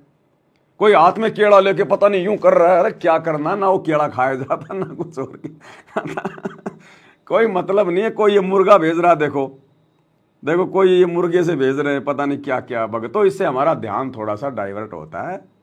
हम भगत हैं, सतसाहिब लिख के भेज दो, इससे ज़्यादा कुछ मत करो। और बार बार सतसाहिब लिख के भेजने की भी जरूरत नहीं है, एक बार भेज दो बस। बाकी ध्यान से सुनो ना बैठ के। फिर आप मेरे जगत वालों में फिर क्या अंतर हो गया? वो भी तरह तरह के कमेंट्स भेज के वो भी हमारा ध्यान भटकाते हैं, और तुम भी ये मुर्गे, ये बकरे, झोटे भेज के, केले, आम, अंगूर भेज के, और तुम भी ध्यान ही भटका रहे हो। तो स्टिकर मत भेजो मेरे भाई। अपन कोई पब्लिसिटी के लिए नहीं आ रहे, अपन इस चैनल से कोई पैसा वासा नहीं कमा रहे, अपने को कमेंट्स की जरूरत नहीं है। तुम तो शेयर किया करो ज़्यादा से ज़्यादा, ताकि औरों तक जाए संदेशा। लाइक किया करो, शेयर किया करो, कमेंट्स मत किया करो। हम सबको पता है हम क्या है क्या नहीं है, कमेंट्स क्या मतलब है हमारे को। बहुत सारे भाई बहन लिख के भेज देते हैं जब कोई अच्छी बात आती है वीडियो में, हाँ भगत जी आपने बिल्कुल सही कहा, हाँ भगत जी 100% आपने बिल्कुल सही कहा। ये भी हमारी गलती है। भगत ने ऐसा नहीं बोलना चाहिए, ऐसा नहीं लिखना चाहिए। हाँ भगत जी परमात्मा ने आपसे ठीक कहलवाया, परमात्मा ने आपसे ठीक बुलवाया, इस प्रकार की बातें होनी चाहिए। बीच में अपने गुरु जी को रखो, अपने परमात्मा को रखो। ये शब्द है ना, ये शब्दों का बहुत अहमियत है, चाहे लिख दो चाहे बोल दो। ये मन कर्म वचन की भक्ति है। हाँ भगत जी आपने ठीक कहा। भगत जी ने क्या ठीक कहा? सामने गुरु जी की पुस्तक है, मैं तो गुरु जी की पुस्तक पढ़ के बता रहा हूं, तो मैंने क्या खाक ठीक कहा? वो तो गुरु जी ने कह रखा है। तो ये नहीं होना चाहिए हाँ भगत जी आपने बहुत बढ़िया कहा, हाँ भगत जी आपकी बात एकदम सही है। भगतों की कोई बात सही नहीं होती, भगतों का कुछ लेना देना नहीं है। 2 कोटि के जीव होते भगत। जो भी कुछ है परमात्मा को आधार बना के कह रहे हैं अपन, अपने पास कुछ नहीं है। दास जो भी बोलता है गुरु जी की पुस्तक पढ़ के बोलता है, गुरु जी का वीडियो देख के बोलता है, गुरु जी के सत्संगों से बोलता है। तो भगत का अपना है क्या? भगत तो खाली एक यंत्र है, अब उस यंत्र का कोई रोल नहीं है। तो इन चीज़ों का ध्यान रखो। ये बीच बीच में बहुत सारे भाई बहन तुम्हें बोलते भी हैं कि भैया कमेंट्स मत भेजो, कमेंट्स मत भेजो, स्टिकर मत भेजो, फिर भी स्टिकर पे स्टिकर भेजे जा रहे हैं। ये हाथ जोड़ने वाले भी मत भेजा करो भाई।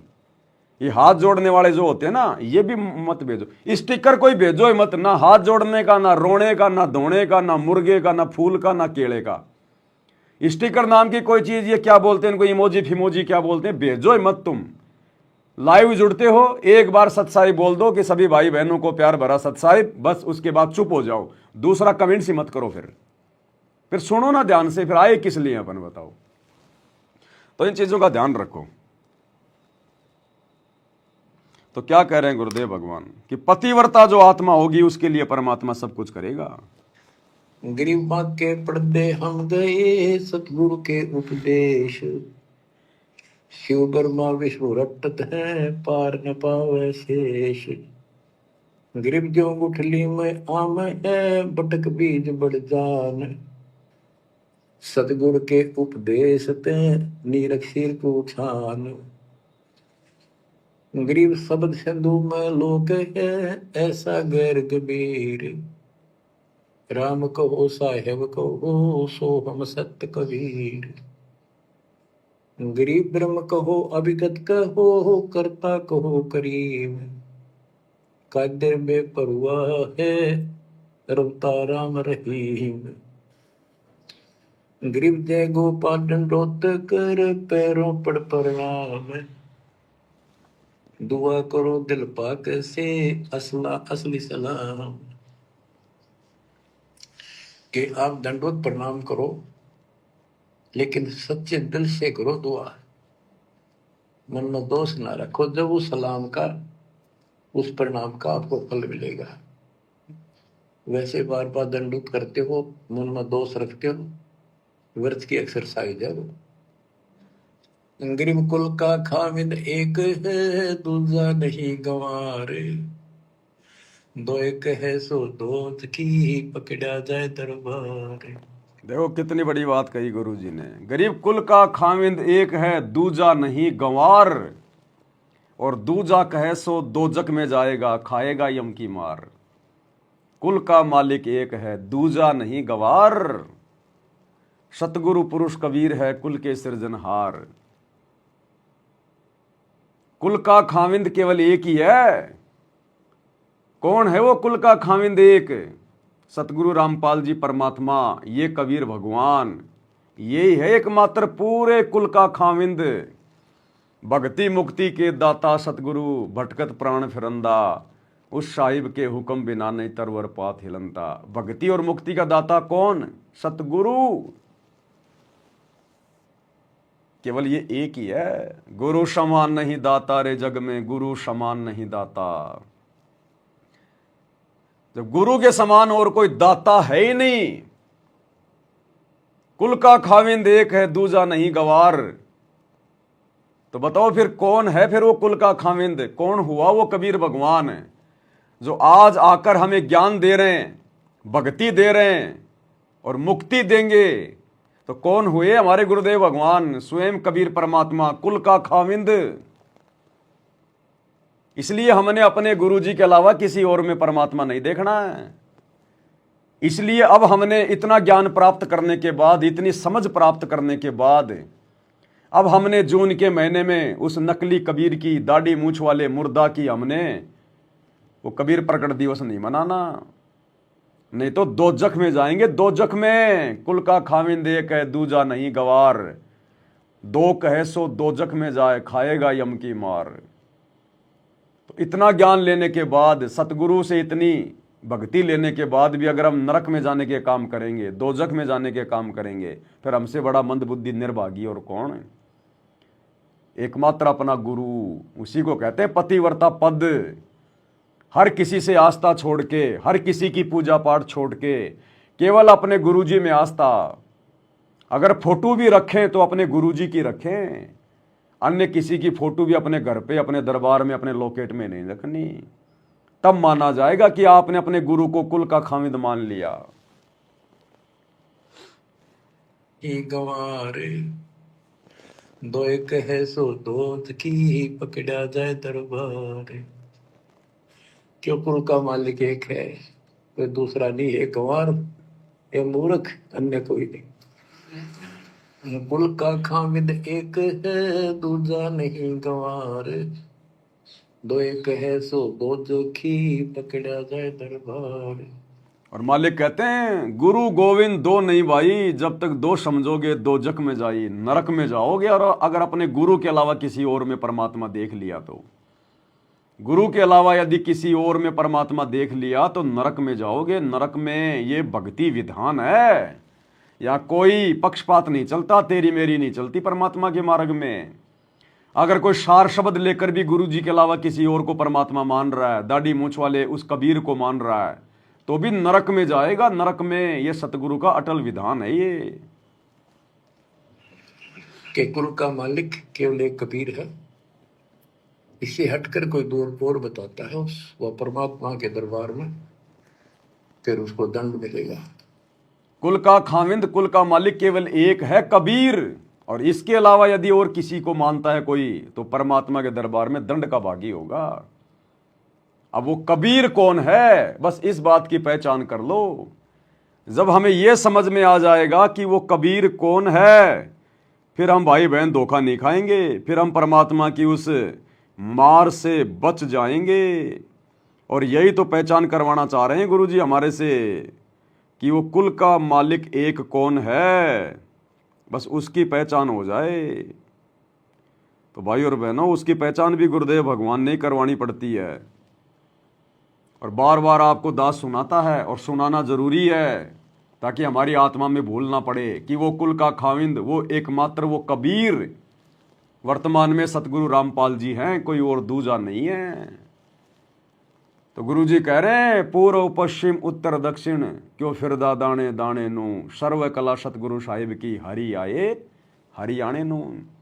और कह रहे हैं भाई वो गरीबदास जी के समय आए, और भाई ई बारे थारे सामने प्रत्यक्ष प्रकट हैं, पहचान सको तो पहचान लो। क्या बताते हैं, उत्तर दक्षिण पूर्व पश्चिम फिरदा दाने दाने नो, और सर्व कला सतगुरु साहिब की हरि आए हरियाणे। अब सुनो, गरीबदास जी के समय आए तेरी बारे भाई प्रगट सामने थारे, पहचाने जात पहचान लियो। गरीबदास जी के समय आए तेरी बारे भाई प्रगट सामने थारे, पहचाने जात पहचान लियो। गरीबदास जी के समय आए तेरी बारे भाई प्रगट सामने थारे, पहचाने जात पहचान लियो। तो गरीबदास जी के समय कौन आए थे? कबीर जी आए थे। कबीर जी, इस बात को तो तुम झुठला नहीं सकते ना कि गरीबदास जी का गुरु कौन था? कबीर जी, जो जिंदा महात्मा के रूप में आकर मिले थे। और क्या कह रहे हैं गुरु जी कि भाई वो परमात्मा गरीबदास जी के समय आ रहे थे, और भाई ई बारे थारे सामने प्रत्यक्ष प्रकट, पहचान सको तो पहचान लो। तो अब कौन है प्रकट? सतगुरु रामपाल जी। तो कौन हुए सतगुरु रामपाल जी? कबीर। और गुरु जी क्या कह रहे हैं? कुल का खाविंद, कुल का मालिक वो कबीर है। उसके अलावा यदि कोई भगत किसी और में परमात्मा देखेगा तो फिर वो परमात्मा के दरबार में दंड का भागी होगा। इसलिए ये जून के महीने में सतलोक आश्रमों से जुड़े हुए भाई बहन आंखों पे काली पट्टी बांध के और अपने गुरु को कबीर भगवान ना मान के उस नकली दाढ़ी मूंछ वाले कबीर का कबीर प्रकट दिवस मना रहे हैं, ये दंड के भागी हैं। परमात्मा के दरबार में पक्षपात नहीं चलता। अगर भगवान ही अन्याय करेगा तो फिर 21 ब्रह्मांड में न्याय कौन करेगा? फिर अन्यायी में और भगवान में अंतर क्या रह गया फिर? तो भैया सतगुरु के भक्ति पैमाने के ऊपर जो खरा उतरेगा वही सतगुरु का है। अगर जरा सा भी लाइन से डगमग हो गया, सतगुरु कुछ नहीं देखता। फिर ये मेरा रिश्तेदार है, मेरा पोता है, मेरा बेटा है, मेरी पोती है या मेरा क्या है, इसका कोई पोता पोतिया नहीं है। सतगुरु के असली पोते पोती बेटा बेटी वो हैं जो इसकी मर्यादा में रह के भक्ति करते हैं। तो गुरु जी कहते हैं गलतफहमी अगर दिमाग में अगर घुस गई है किसी भी कारण से कि मैं तो गुरु जी की बेटी हूं, मैं तो गुरु जी का बेटा हूं, मैं तो गुरु जी का भाई हूं, मेरे को तो गुरु जी ऐसे ले जाएंगे, हम बाकी फिर क्या गुरु जी के दुश्मन है क्या? अरे बाकी भगत क्या दुश्मन है गुरु जी के, जो गुरु जी उनको ऐसे मर्यादा में रह रह के लेके जाएंगे और तुम्हारे को ऐसे ले जाएंगे? तो इस परमात्मा का एक लक्षण है समदृष्टि। सतगुरु के लक्षण 4 बखाना, उसमें एक लक्षण है समदृष्टि। ये समदृष्टि है, हेरा फेरी नहीं करता यहाँ के देवी देवताओं की तरह। ये समर्थ है, देवों का देव महादेव है, इसके लिए सब समान है। और ये आने वाले समय में पता चलेगा। आने वाले समय में जैसे जमीन किसी के साथ में कोई भेदभाव नहीं करती, चाहे कोई गरीब किसान हो चाहे कोई अमीर किसान हो। जमीन चाहे कोई किराए पे लेके उसकी बुआई करे चाहे खुद की हो, जैसा बोओगे, जैसा उसमें पानी डालोगे, जितना उसमें खाद डालोगे और जो बीज डालोगे वही उपजाएगी। इसी प्रकार ये सतगुरु, जितना मर्यादा में रह के भक्ति करोगे, जैसी भक्ति करोगे, गुरु को जो मानोगे, जैसा भाव रखोगे, चाहे घर के हो चाहे बाहर के हो, गुरु जी वैसा ही उसको फल देगा। तो कहते हैं कुल का खाविंद एक है वो कबीर, और कबीर पता चल गया खुद हमारे गुरु जी हैं, और कह रहे हैं उस एक कबीर के अलावा अगर किसी और को परमात्मा मानोगे तो दंड के भागी बनोगे, फिर परमात्मा के दरबार में दंड के भागी। इसलिए हम सत्सेवक भाई बहन डर के भक्ति करते हैं, एकमात्र अपने गुरु जी को कुल का खाविंद मान के।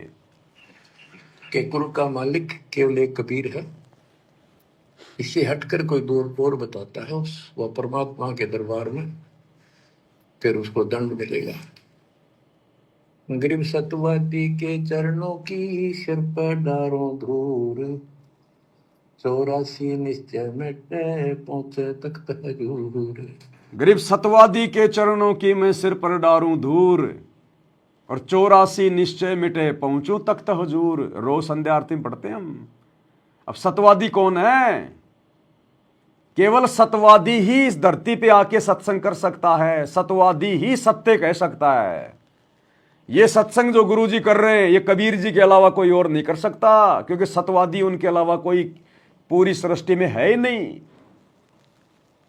ना तो अपनी आत्माओं को अक्सर पुरुष कभी सत्य बताता, ना कभी ये काल 21 ब्रह्मांड की आत्माओं को कभी सत्य बताता, और ना कभी ये सत्य कह सकते। जिस दिन इन्होंने सत्य कहना शुरू कर दिया उसी दिन इनका सत्यानाश हो जाएगा। फिर काल का भोजन कैसे होगा तैयार? अगर अपने बेटों को वो सही सही बात बता देगा कि मेरे को ऐसे ऐसे मेरे को श्राप लगा हुआ है, मैंने तुम तीनों को इस गंदे काम में लगाया हुआ है, ब्रह्मा जी उत्पत्ति करेगा, विष्णु पालन पोषण करेगा, शंकर जी मार मार के मेरे पास भेजेगा। अगर ये सच कह देंगे, अगर ये सतवादी बन जाएगा तो इसका तो भोजन समाप्त हो जाएगा। तो 21 ब्रह्मांड में सत्य केवल सतवादी कह सकता है, सत्संग केवल कबीर भगवान कर सकता है। जो आज हमारे गुरुदेव कर रहे हैं ये स्वयं कबीर परमात्मा है। तो कुल का खामिंद केवल एक ही है, सतवादी केवल एक ही है कि सतवादी के चरणों की मैं सिर पर डारूं दूर। तो रोजाना संध्या आरती में हम किसके सामने खड़े होके, किसकी फोटो के सामने खड़े होके हम ये आरती करते हैं? अपने गुरुजी की तस्वीर के सामने खड़े होके कि सतवादी के चरणों की मैं सिर पर डारूं दूर। तो कौन हुए सतवादी? हमारे गुरुजी। और सतवादी एकमात्र कबीर भगवान हो सकता है, दूसरा नहीं हो सकता कोई। सत्यवादी जो केवल सच्चा ज्ञान दे। अब बच्चों, वर्तमान में इस दास के अतिरिक्त विश्व में कोई सत्य ज्ञान देने वाला नहीं है। अब बताओ, अब ये समस्या भी गुरुजी ने दूर कर दी कि वो सतवादी कौन है। अब गुरुजी खुद ही कह रहे हैं कि पुण्यात्मा वर्तमान में इस विश्व में इस दास के अलावा सत्य कहने वाला कोई और नहीं है।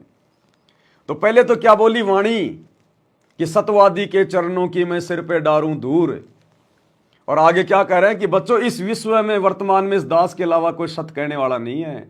तो कौन हुए सतवादी? सतगुरु रामपाल जी। तो यही तो कबीर भगवान है, यही तो परमात्मा है, इनके अलावा कोई सत्य कह ही नहीं सकता। हम भगत भी कहीं न कहीं झूठ का सहारा ले लेते हैं, जाने अनजाने में हमारे मुंह से झूठ निकली जाती है, लेकिन ये सतवादी है। ये अगर रात को नींद में भी कुछ बोल देगा वो परम सत्य होगा, परम सत्य। ये काल की तरह धोखा देने वाला भगवान नहीं है। ये हमारी आत्मा का पिता है, हमारा पति है ये। तो क्या कह रहे हैं गुरुजी कि वो सतवादी भी वर्तमान में कौन है? जो वर्तमान में इस दास के अतिरिक्त विश्व में कोई सत्य ज्ञान देने वाला नहीं है। गिरव सतवादी के चरणों की शर पर डारो दूर, 84 निश्चय में पहुंचे तख्त हजूर। अगर अब भी हम नहीं समझेंगे इतने इतने संकेत करने के बाद भी कि हमारे गुरुजी स्वयं कबीर भगवान है, तो हम तो कौवे हैं। फिर हम कौवे, सामने बढ़िया बढ़िया भोजन रखा है और हम खा रहे हैं टट्टी। इतना बढ़िया ज्ञान दे दिया गुरुजी ने। प्रत्यक्ष प्रमाण दे रहे हैं गुरु जी, स्पष्ट कह रहे हैं वाणियां बोल के कि सत्यवादी इस दास के अलावा कोई नहीं है दुनिया में। फिर भी हम जून के महीने में उस कागज के नकली मुर्दे दाढ़ी मूछ वाली कबीर की समझे जाने वाली फोटो का प्रकट दिवस मना रहे हैं। हम तो झूठ को स्वीकार किए बैठे हैं, हमें तो झूठ पसंद है, नकलीपन पसंद है हमें। जिंदा को नहीं मान रहे परमात्मा, कबीर नहीं मान रहे अपने जिंदा गुरु को, उस मुर्दा कबीर को, उसको जून के महीने में कबीर मान के पूज रहे हैं। फिर हमारे अंदर क्या बदला, क्या परिवर्तन आया, हम क्या भक्ति कर रहे हैं, हम तो ड्रामेबाजी कर रहे हैं। फिर इस काल का वो नकलीपन वाला हमारे ऊपर से कुछ अभी गया ही नहीं। फिर क्या हमारे नाम, फिर क्या हमने सृष्टि का ज्ञान लिया, क्या हमने अपने भगवान की सेवा की। तो इतना खुल के बोल रहे हैं गुरु जी। यानी ऐसे संत का संग करो, उसके बताए अनुसार सेवा करो, अवश्य आप 84 लाख का चक्कर जन्म मरण का चक्कर समाप्त हो जाएगा। गरीब गुरुद्रोही की पेड़ पर जपग आवे वीर। अब ये कमेंट्स में ये कोई रिया शर्मा है, ये क्या होता है भाई और बहनों, ये फ्रॉड लोग होते हैं, इनको किसी से कोई मतलब नहीं होता, ये कौवे की तरह होते हैं। जैसे जो कौवा होता ना, उसको दूसरे के दुख से तकलीफ से कोई दिक्कत नहीं होती, वो गधे के जख्म पे बैठ के उसकी पीठ पे और अपनी चोंच मार मार के उसका मांस खाता है। गधा दुखी हो रहा है, दर्द हो रहा है, और कौवा अपना पेट भर रहा है। तो ये जो इस प्रकार के मैसेज आते हैं ना, रिया शर्मा और ये फलानी शर्मा अपने मोबाइल नंबर डाल देते हैं, मैसेज करो व्हाट्सएप पर, मुझसे मीठी मीठी बातें करो, मुझसे प्रेम की बातें करो, थोड़े बहुत दिन आपसे बातें करेंगी, फिर आपसे पैसे की डिमांड करेंगी, फिर आपसे वीडियो कॉल करेंगी, आप इनके जाल में फंस के फिर वीडियो कॉल करोगे, फिर ये कहेंगी आप अपने कपड़े उतारो, धीरे धीरे आप जी एकांत में जाके अपने कपड़े उतारने लग जाएंगे, मीठी मीठी उससे अश्लील बातें करेंगे, फिर वो कहेगी मुझे नीचे दिखाओ, मुझे ऊपर दिखाओ, आप सब कुछ दिखाओगे, वो उधर से उनको रिकॉर्ड कर लेगी, थोड़े दिन बाद आपको मैसेज करेगी कि मैं तेरी ये फोटोएं तेरे रिश्तेदारों के पास भेजूंगी, तेरे यार दोस्तों के पास भेजूंगी, वरना मेरे खाते में 1 लाख रुपए डाल दे। ये फ्रॉडबाजी है पूरी की पूरी। अरे हमने प्यार करके देख लिया भाई, हमने 21 ब्रह्मांड के राजा से प्यार करके देख लिया हमने, उस प्यार की सजा हमें क्या मिली है। अब तुम जैसी छोटी मोटी उसके चरणों की धूल से प्यार करके हमें क्या मिलेगा। अरे हमने तो अपनी औरतों को छोड़ दिया, हमने तो उनसे अश्लील हरकतें करना, बातें करना, विषय भोग करना छोड़ दिया। तुम जैसियों को हम क्या जो है मतलब तवज्जो दें। अरे तालाब की मेंढकियों, ये जोहड़ की मेंढकियां हैं, ये मेंढक हैं, उसी में खाएंगे, उसी में लेटरिन करेंगे, इनका कोई दीन धर्म नहीं है, इनका कोई शुद्धता नहीं है, इनका हृदय काल ने बिल्कुल जो है मतलब जो है गंदा कर रखा है। ये अपने कर्म फोड़ती हैं, इनके चक्करों में मत आ जाना। इन नंबरों पे कभी तुम मैसेज लग जाओ तुम करने कि रिया शर्मा का मैसेज आया, फलानी शर्मा का मैसेज आया है, फंस के रह जाओगे, इज्जत से भी नंगा हो जाओगे और पैसे से भी नंगा कर देंगी। ये फ्रॉडबाजियां होती है, साइबर ठग होते हैं, साइबर ठग।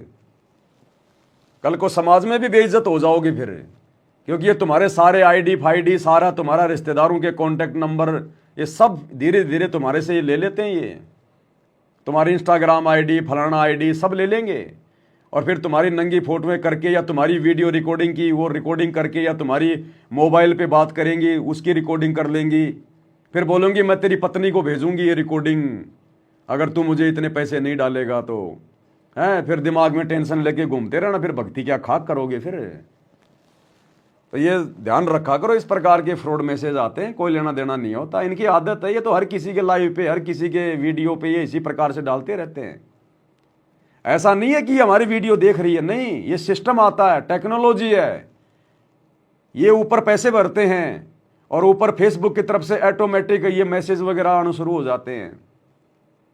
तो ये फ्रॉडबाजियाँ होती हैं, इन चीज़ों पे ध्यान मत देना, अपना समय बर्बाद मत करना, और ना इनको कोई जो है जवाब देना। ये कोई जवाब नहीं देते ये, और जवाब भी देंगे तो भी एक मतलब सिस्टम के थ्रू होता है, कि सॉफ्टवेयर के थ्रू होता है। जो इन्होंने लिख के डाले होते हैं वही जवाब आएंगे उसी प्रकार के। तो ये सारा का सारा फ्रॉड सिस्टम होता है। ये कभी चक्कर में मत आ जाना, फोन फान मत कर लेना, गलती से इन नंबरों पे व्हाट्सएप भी मत कर देना, नहीं तो आपके पीछे पड़ जाएंगे फिर।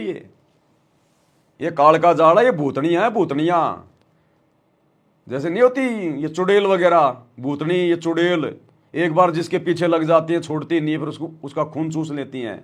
तो ये चुड़ैल हैं, ये भूतनियां हैं, ये इनमें कोई शुद्धता नहीं है, कोई जो है वो पवित्रता नहीं है। ये समाज की ये गंदगी है, गंदगी। इनका काम ही है, इनका काम ही लोगों को ठगना, झूठ बोलना, छल कपट करना, धोखाधड़ी करना। इनका सुबह से लेकर शाम तक इन्हीं चीज़ों में जाता है। तो इन चीज़ों पे ध्यान मत दिया करो जो मैसेज आते हैं इस प्रकार के। और जब तक आपका कोई परिचित नहीं है, यदि आपके मोबाइल में आपके किसी परिचित के, रिश्तेदार के, भक्तों के अगर नंबर सेव नहीं है, और यदि किसी अननोन नंबर से आपके पास में वीडियो कॉल आ रहा है, मत उठाया करो। ऐसे ऐसे सिस्टम हो गए, वो वीडियो कॉल उठाते ही तुम्हारे बैंक अकाउंट से पैसे गायब। व्हाट्सएप की कॉल, जब तक आपका कोई भगत भाई जिसके नंबर आपके मोबाइल में सेव नहीं है, जिसको आप जानते नहीं है, उसका व्हाट्सएप का कॉल मत उठाया करो, वीडियो का या फिर ऑडियो का। ऐसा ऐसा सिस्टम हो रहा है आजकल, फ्रॉडबाजी। क्योंकि काल तो भक्तों को टेंशन देगा, उसका तो काम ही है। तो तुरंत तुम्हारे खाते, वो नंबर उठाते ही, वीडियो कॉल उठाते ही, वॉइस कॉल उठाते ही तुम्हारे अकाउंट से पैसे गायब हो जाएंगे। तुम्हारा जो जो जो ये फेसबुक का अकाउंट है, ये मतलब जो है वो हैक हो जाएगा। बहुत फ्रॉडबाजी है। हमें जरूरत नहीं है किसी को अपना थोबड़ा दिखा के बात करने की। किसी ने बात करनी होगी, सीधा सीधा मेरा मोबाइल नंबर है ना, फिर वॉइस कॉल क्यों कर रहा है? अरे वीडियो कॉल क्यों कर रहा है? वॉइस कॉल क्यों कर रहा है? व्हाट्सएप पे क्यों कर रहा है? जब मेरा नंबर तेरे पास में है तो सीधा सीधा मेरे से सिम पे बात कर। तो ये फालतू का ड्रामेबाजी है, फ्रॉडबाजी होती है, ध्यान रखना, फंस जाओगे ऐसे। दिमाग ही मत लगाना इन चीजों में। तो ध्यान रखो इन चीजों का भाई और बहनों। ये बहुत काल का भयंकर जाल है, वो हमें टेंशन देगा। उसका काम ही है कि भगत शांति से भक्ति ना कर ले, कोई न कोई दिमाग में टेंशन इनको दे के रखो। अभी 10-15 दिन पहले एक बहन जी का फोन आया मेरे पास में, राजस्थान से थी। तो ऐसे ही उसके पास में कोई फोन आ गया कि ऐसे ऐसे आपके नाम की हमारे पास में FIR हो रखी है, तुमने ऐसे ऐसे फ्रॉड कर रखा है, तुम्हारा नाम आ गया उसमें, थाने में तुम्हारी FIR है। उसने मतलब वीडियो वो किया, उसने वीडियो कॉल, उसने पुलिस वाले की टोपी लगा रखी है और पुलिस वाला बन के बैठा हुआ। ये साइबर फ्रॉड होते हैं। फिर वो डर गई बहन, वो बहन डर गई कि साहब अब मैं क्या करूं? बोला ऐसा करो, अभी थोड़ी देर बाद में हमारे अधिकारी का आपके पास में फोन आएगा, वो आपको बताएंगे। 10 मिनट बाद में दूसरे व्यक्ति ने, वो पुलिस का अधिकारी बन के उसको फोन किया और उसने और उस बहन को कहा कि एक काम करो, जो मैं तुमसे बातें कहूंगा तुम किसी से मत बोलना, नहीं तो फिर तुम और ज्यादा तुम जो है मतलब कि फंस जाओगी तुम इस मुकदमे में। तुम्हारे को दिल्ली आना पड़ेगा, फलाना दिखना, तुम्हारे पर ये मुकदमा लग जाएगा, उसकी इतनी लंबी उसकी सजा है। तुम एक काम करना, किसी को मत बताना और एकांत में जाके मेरे से बात करो, अंदर से कमरा बंद कर लो और वीडियो कॉल से मेरे से बात करो और किसी को मत बताना। फिर वो सारी बातें पूछेगा, तुम्हारा खाता कौन कौन से बैंक में है, तुम्हारे कौन से बैंक में तुम्हारे कितने रुपए हैं, और फिर आप कहोगे मेरा ये खाता, मेरे इस खाते मेरे इतने रुपए हैं। चलो तुम्हारा उसका जो ATM का जो पासवर्ड है वो तुम दो, ताकि हम उसको चेक कर लें कि वास्तव में तुम्हारे खाते में ये फ्रॉडबाजी हुई है कि नहीं हुई है, तुम दोषी हो कि नहीं हो। अभी तुम्हारे नंबर पे एक OTP आएगा, वो OTP हमें तुम बताओ ताकि हम चेक कर ले, नहीं तो तुम बहुत बड़े लफड़े में फंस जाओगी। तो वो बहन बेचारी वो डर गई और डर के उसने वो जैसा उसने कहा था वैसा उसने बंद कमरा करके और उसने मोबाइल पे बात करी और जैसा जैसा वो पूछता गया वो बहन उसको बताती गई। और अंत में कहा कि चलो ऐसा करो, तुम्हारे खाते में जो इतने रुपए हैं ना, तुम एक बार हमारी इस मतलब लिंक पे आप डाल दो, इसके ऊपर हम इसको चेक करेंगे कि ये पैसा सही है या फिर ये गलत है, उसके बाद फिर वापस हम तुम्हारे खाते में डाल देंगे। उस बहन ने उसके जाल में आके वैसा ही कर दिया। उसके खाते में 15-20 हज़ार रुपये थे, उसने डाल दिए। अब डालने के बाद फिर उनका फ़ोन बंद। उसके बाद क्या था, जो था उन्होंने वो चूस लिया। तो ये फ्रॉडबाजियाँ हो रही है। अगर आपके पास अगर किसी पुलिस वाले का फ़ोन आता है कि मैं फला मैं पुलिस वाला हूँ, मैं थाने से बोल रहा हूँ, विश्वास मत करना किसी पे भी। बोलो भैया तो पुलिस वाला है, मैंने कुछ गलत किया है तो ये मेरे घर का एड्रेस है, आजा मेरे घर पे। अगर मैं फ्रॉड हूं तो ले जा, जो फ्रॉड होगा वो तो वैसे फ्रॉड होगा। और यदि आपके पास कोई बैंक से फोन आता है कि तुम्हारा बैंक अकाउंट हैंग हो गया, तुम्हारी लिमिट खत्म हो गई है, 2 दिन बाद तुम्हारा खाता बंद होने वाला है, मैं बैंक से बोल रहा हूं, मैं बैंक से बोल रही हूं सर आपके मोबाइल पे एक ओटीपी आएगा, आप मुझे ओटीपी बताओ नहीं तो आपका खाता बंद हो जाएगा, ये सब फ्रॉडबाजी होती है। बैंक वांग कोई मैसेज नहीं भेजती। तो ये ध्यान रखना, किसी का भी फोन आता है कि भैया अगर पुलिस वाला है तो मेरे घर पे आ जा, ये रहा मेरा एड्रेस। तो ये फालतू में चक्कर में मत पड़ना, ऐसे डरना घबराना नहीं है। अगर हम सही हैं तो फिर काहे का डर है, आ जाओ, पुलिस वाले लाख बार हो हमारे घर पे। और बैंक वालों के कोई फोन नहीं आते। अगर कोई ऐसा फोन भी आ जाता है तो जाके सीधा बैंक में जाके संपर्क करो कि साहब मेरे पास ऐसा ऐसा फोन आया था, क्या मेरे खाते में ऐसी कोई प्रॉब्लम है। तो ये सारे सब कुछ ये फ्रॉडबाजी है। आजकल इंसान को कमा के खाने में इंटरेस्ट नहीं है, लोगों को ठगना, धोखाधड़ी करना, इन चीजों में इंसान उलझा हुआ है, अपने कर्म फोड़ रहा है। क्योंकि काल ने तो दुनिया के कर्म फुड़वाने, गधा कुत्ता सूअर बनाना है। तो अगले जन्म में ये जिन जिनका ठग रहे हैं उनका गधा बनना पड़ेगा, उनका बैल बनना पड़ेगा, सारा दिन खेतों में इनको हल चलाना पड़ेगा। तो ये गधे कुत्ते कौन है? ये वही है जिन्होंने ये ठगीबाजियां की हैं, लोगों का जो धन लूटा है, चोरी करके, ठगी करके, झूठ बोल के, रिश्वत लेके। तो ये ध्यान रखना इन चीजों का, किसी के चक्कर में मत आ जाना ऐसे। उस बहन ने फिर मेरे को बताया बाद में, बोले भैया अब तो पैसे लुट गए मेरे। अब लुट गए तो लुट गए भैया, हम क्या बताएं। तुम सत्सेवक होकर भी अगर ऐसी गलती कर रहे हो, इतनी अगर आंख बंद करके चलोगे, फिर क्या फायदा, फिर बताओ। तो ध्यान रखो इन चीजों का, ये काल का बहुत भयंकर षड्यंत्र है। तो क्या करें गुरुदेव भगवान। 84 निश्चय पढ़े सतगुरु कहे कबीर, गरीब सतवादी किसको को गुरु तो ही जान, बिन बिन कह दीजिए मीर सिर को छान। गरीब भस्मा गिरी भस्म हुआ, गुरुद्रोही गुण मेटे, साहिब को बेग सिंगारिया, कुंभे कुंभ बदलेट। गरीब जोग जीत करुणा में है, मुनिंदर को हो कबीर, 12 पंथ चलाइया, डेंगे बंधावे धीर। अब गरीबदास जी कह रहे हैं कि भस्मा गिरी जैसी जो हरकत करता है वो दुष्ट आत्मा है, ऐसा है गुरुद्रोही ऐसे होते।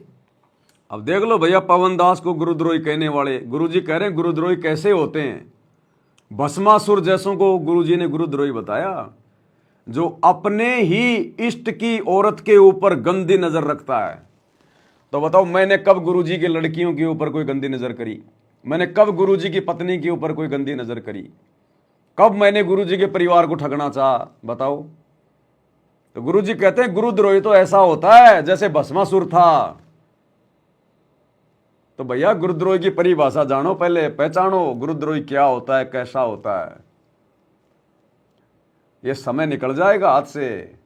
ये दुनिया देशद्रोही की परिभाषा नहीं समझ रही, हमारे गुरुजी को देशद्रोही समझ के उनके सत्संगों से दूर है। और ये नादान संगत गुरुद्रोही की परिभाषा नहीं समझ रही, इस दास को गुरुद्रोही समझ के, और ये अपने एक कर्म फोड़ती जा रही है, कर्म बिगाड़ती जा रही है गुरुजी के परिवार के चक्कर में आके, कोऑर्डिनेटरों के चक्कर में आके। तो गुरुद्रोही क्या होता है, क्या क्या बता रहे हैं गुरुजी कि भस्मा गिरी जैसी जो हरकत करता है वो दुष्ट आत्मा है, ऐसा है गुरुद्रोही ऐसे होते।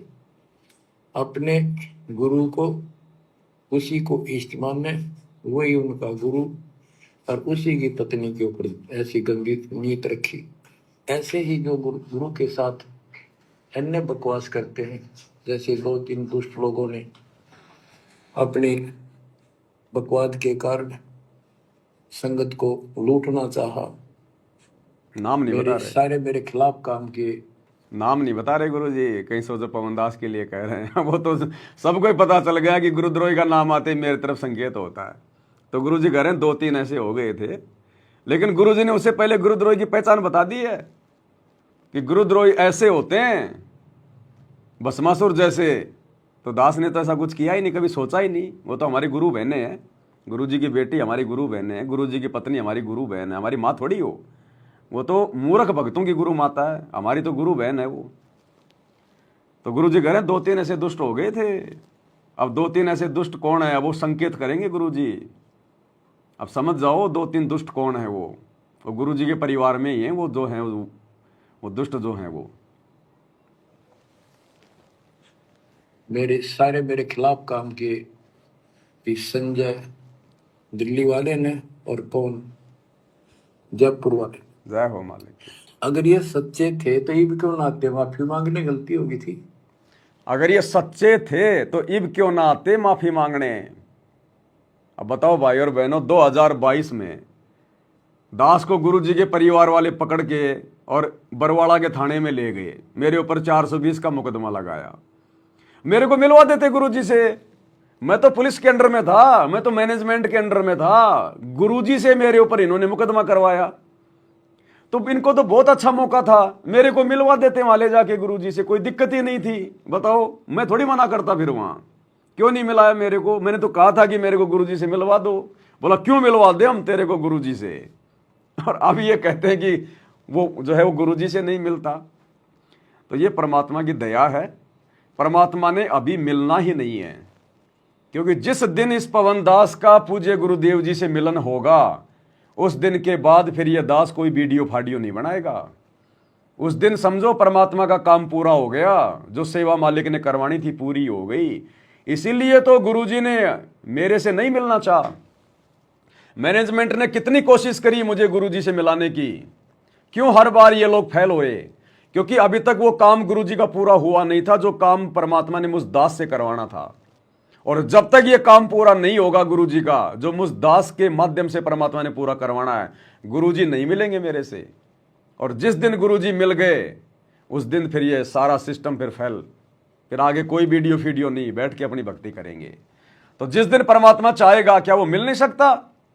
क्या ये पवन दास अपने गुरुजी से बड़ा है क्या, कि गुरुजी मिलना चाहें और पवन दास की औकात की पवन दास ना मिले? अरे परमात्मा तो प्रेरणा करके, जैसे चुंबक होती है लोहे को खींच लेती है। अगर गुरुजी वास्तव में मेरे से मिलना चाह रहे हैं, तो क्या गुरुजी कोई भी घटना को जन्म देके क्या वो मेरे से नहीं मिल सकते? दास तो दौड़ा दौड़ा जाए गुरुजी के पास में। एक जीव की क्या औकात यदि परमात्मा चाहे तो। लेकिन अभी गुरुजी चाह नहीं रहे, परमात्मा अभी चाह नहीं रहे इस दास से मिलना। अभी काम बाकी है, जब काम पूरा हो जाएगा फिर मिलेंगे। इस संजय दिल्ली वाले ने और कौन जयपुर वाले। अगर ये सच्चे थे तो ये भी क्यों ना आते, माफी मांगने गलती होगी थी। तो बच्चों, ऐसे दुष्ट लोग हैं जो काल के भेजे हुए। अब जब हमारे से कोई गलती हुई नहीं, हमने कोई गलती की नहीं, तो बताओ फिर मिलने क्यों जाए? माफी किस चीज की मांगे? और बाकी हम रोजाना अपने गुरुजी से संध्या आरती में माफी तो मांगते हैं रोजाना। अवगुण किए घनेरे, फिर भी भले बुरे हम थारे, दास को जान के निपट नादान, मोहि बख्श दियो अविनाशी।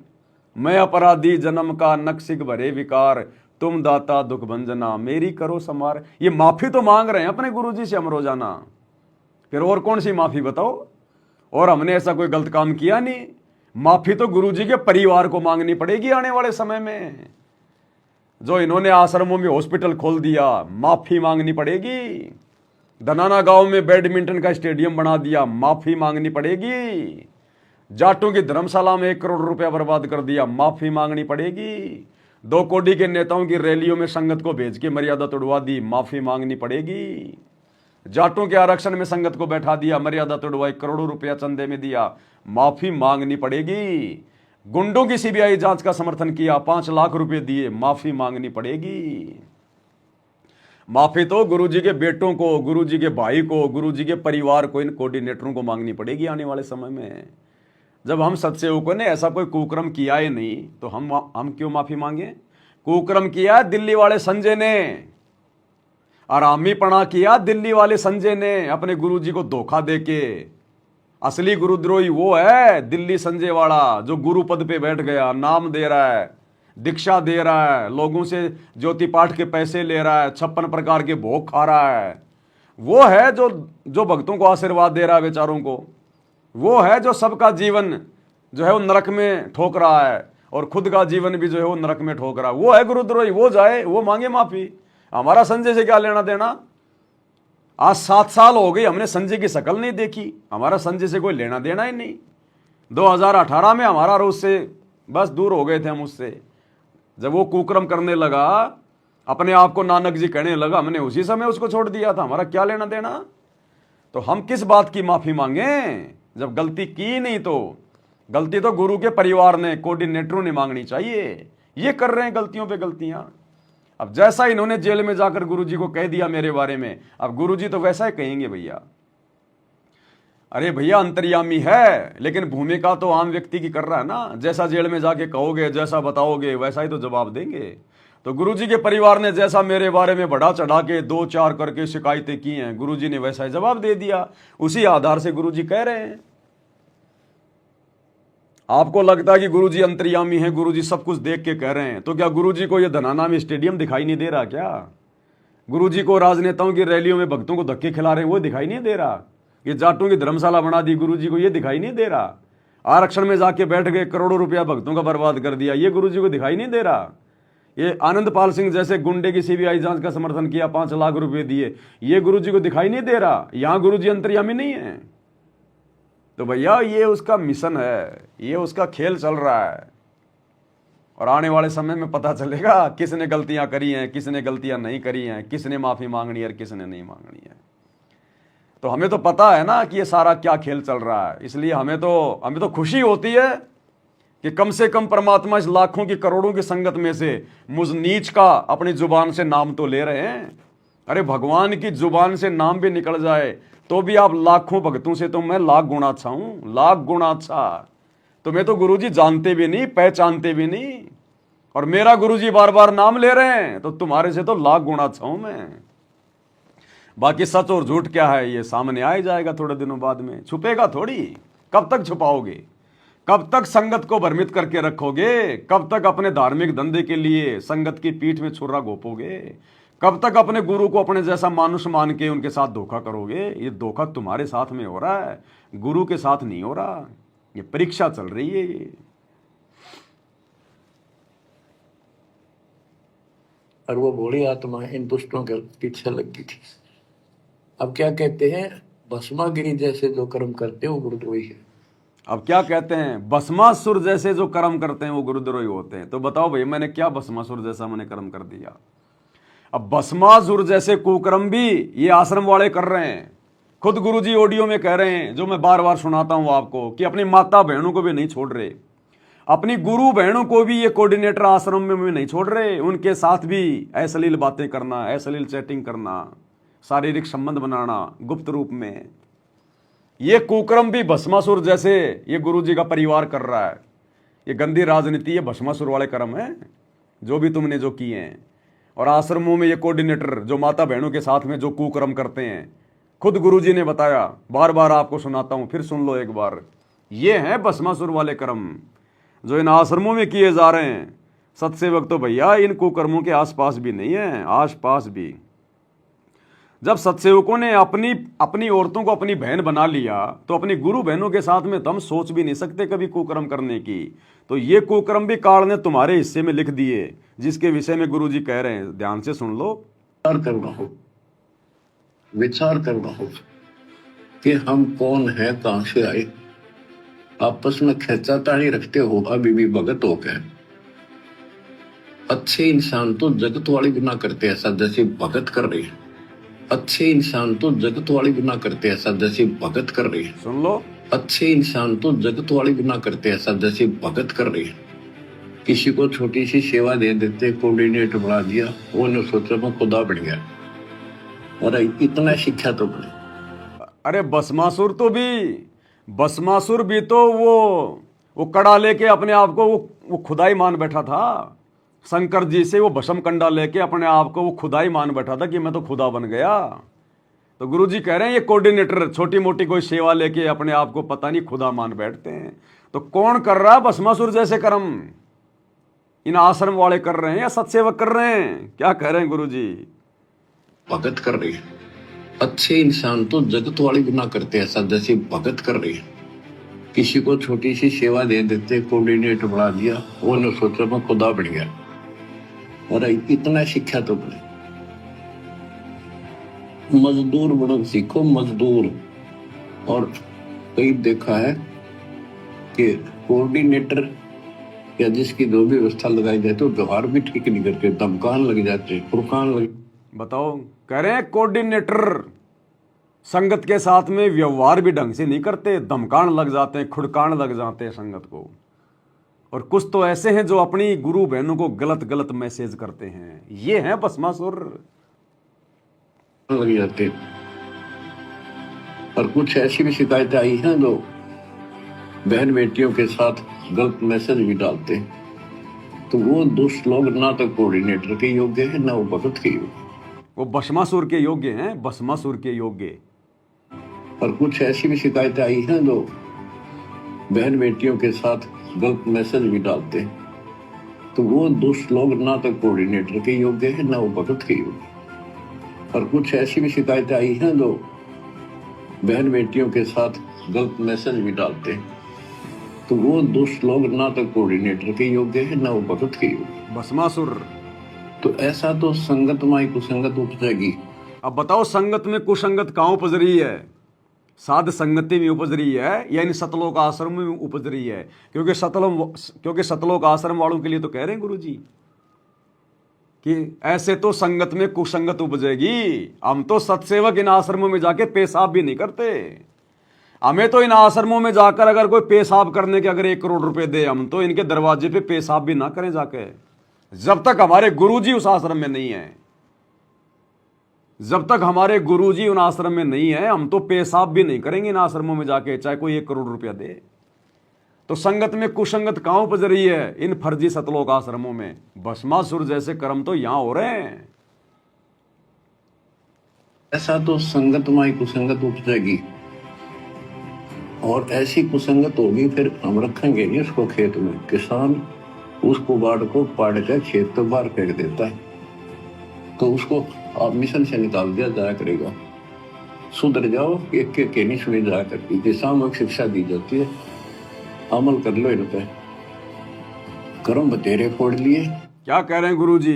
कर्म बतेरे फोड़ लिए। किसको कह रहे हैं? आश्रम वालों को, कोऑर्डिनेटरों को, अपने परिवार को, कि तुमने अपने कर्म बहुत फोड़ लिए। वो अंतर्यामी सब देख रहा, तुम्हारी कुकर्म जो जो तुमने किए बरवाला कांड के बाद है। कह रहा कर्म बतेरे फोड़ लिए। तो कौन है भस्मासुर जो अपने गुरु को दुखी कर रहा है? कौन है असल में भस्मासुर? कर्म बतेरे फोड़ लिए। इस ज्ञान का असर क्या हुआ? थोड़ा सा सुख होते हो फिर पक्के एजेंट काल के बन जाते। बकवाद। क्या कह रहे हैं गुरु जी? थोड़ा सा सुख होता है फिर पक्के एजेंट काल के बन जाते हो। बकवाद वही करनी। तो काल के एजेंट कौन है भाई? किसको कह रहे हैं गुरु जी कि थोड़ा सा सुख होता है फिर पक्के एजेंट काल के बन जाते हो? कर्म वही करने, बकवादें वही करनी। तो कौन है भस्मासुर? सत्सेवक हैं ये पवन दास है या गुरु जी का परिवार है भस्मासुर? इन आश्रम वाले हैं भस्मासुर। देख लो, तुम्हारा बाप कह रहा है भैया।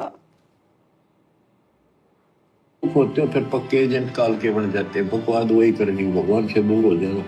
थोड़ा सा सुख होते हो फिर पक्के एजेंट काल के बन जाते। बकवाद वही करनी, भगवान से दूर हो जाना। थोड़ा सा सुख होते हो फिर पक्के एजेंट काल के बन जाते। बकवाद वही करनी, भगवान से दूर हो जाना। अब बताओ भैया, कौन है भस्मासुर संगत में? अब गुरुजी ने क्या कसर छोड़ दी? सारे तो भस्मासुर वाले काम कर रहे हैं लोग इन आश्रमों में। तो ये हैं असल में भस्मासुर। ध्यान रखना इन बातों का भगत जियो। ये परमात्मा है, ये लीला कर रहा है। जैसा इसको जेल में बताया जाएगा वैसा ही जवाब देगा। तो गुरुजी के परिवार ने जैसा मुझ पवन दास के बारे में बताया वैसा ही गुरुजी ने जवाब दे दिया। अभी तो संगत ने देखना है भैया पवन दास कौन है, मैनेजमेंट क्या कर रहा है, क्योंकि बाहर संगत है और पवन दास है। तो संगत की भी तो परीक्षा चल रही है ना। अकेले पवन दास की परीक्षा थोड़ी है, पूरी संगत की परीक्षा है। तो क्या कह रहे हैं गुरुदेव? गिरिव जोग जीत करुणा में है मुनिंदर को कबीर। 12 पंथ चलाइया डगे बंधावे भीर। बच्चों, कबीर जी के नाम से 12 पंथ चला दिए नकली काल में, लेकिन वो आत्मा तो उससे की है। वो तो गई धोखे में, कबीर साहब के धोखे वहां पहुंची। वहां भी उनके जो कोई दिक्कत आती है उनके पिछले संस्कार से। उनको राहत भी कबीर भगवान देता, ना तो काल चाहता ही सब नास्तिक हो जाए, कोई नाम ले ना किसी का। गरीब सुल्तानी कैसर लगा, बलक बुखारा दिया त्याग, जिंदे के चोले मेले दीना सत बैराग। इब्राहिम सुल्तान को परमात्मा ने ऐसा ज्ञान दिया, उसके ऐसी चोट लगी, बलक बुखारा राज त्याग दिया, और जिंदे महात्मा के रूप में उनको मिले, फिर उनको सही ज्ञान दिया जो वो घर छोड़कर जा चुकी थी। अब जैसे वेद बताते हैं ना कि परमात्मा ऊपर के लोक में रहता, सतलोक में, सबसे ऊपर के लोक में विराजमान है, वहां से गति करके सह शरीर नीचे आता है। क्यों भाई, परमात्मा अपना अवतार भेज दे, खुद क्यों आता है? अरे खुद क्यों परेशान हो? परमात्मा अपने सतलोक में बैठा रहे और वहां सतलोक से अपनी किसी आत्मा को भेज देता परमात्मा। खुद क्यों दुखी हो रहा परमात्मा? खुद क्यों वहां से आता है, गति करके आता है, सह शरीर आता है, यहाँ के अच्छी आत्माओं को मिलता है, उनको ज्ञान देता है? क्यों भाई? वो तो परमात्मा है ना, वो तो किसी को भी भेज सकता है। अब राजा तो किसी को भी अपना प्रतिनिधि बना के भेज सकता है, प्रधानमंत्री कोई भी अपना नौकर भेज सकता है। खुद क्यों आ रहा है भगवान? क्योंकि उस परमात्मा के बिना इन आत्माओं को काल के जाल से कोई निकाल नहीं सकता। सतलोक की किसी आत्मा के बस की बात नहीं है। मोक्ष प्राप्त आत्मा को परमात्मा इस दलदल में नहीं भेजता। काशी के भंडारे में 1 लाख आत्माएं आई थी और 9 लाख बैल बन के, सबके पैर जमीन से 10 इंच ऊपर थे। इतना गंदा लोक है। अगर आत्मा ने अगर यहां पर पैर भी रख दिया, उसी समय पाप लागू हो जाएगा। पृथ्वी ऊपर पग जो धारे, 1 करोड़ जीव एक दिन में मारे, वो काल के जाल में फंस जाएगा। आत्मा यहां से खुद नहीं निकल सकती, खुद फंसी हुई है, दूसरे को कहां से निकालेगी? इस पृथ्वी पर तो पैर रखते ही पाप शुरू हो जाते हैं, और पाप शुरू होते हैं काल के जाल में। इसलिए परमात्मा स्वयं सतलोक से सह शरीर आता है, गति करके आता है, अच्छी आत्माओं को मिलता है। इसलिए आज हमारे गुरुदेव हैं वो कबीर भगवान, जो सतलोक से सह शरीर 8 सितंबर 1951 के दिन आए हैं, गति करके आए हैं। इसलिए हम सत्सेवक अपने गुरु जी को कबीर मान के पूज रहे हैं, उनका प्रकट दिवस मनाते हैं। जून के महीने में नकली कबीर का, कागज के कबीर का, मुर्दा कबीर का प्रकट दिवस नहीं मनाते, क्योंकि वो परमात्मा सतलोक से सह शरीर स्वयं आता है, गति करके आता है, अच्छी आत्माओं को मिलता है।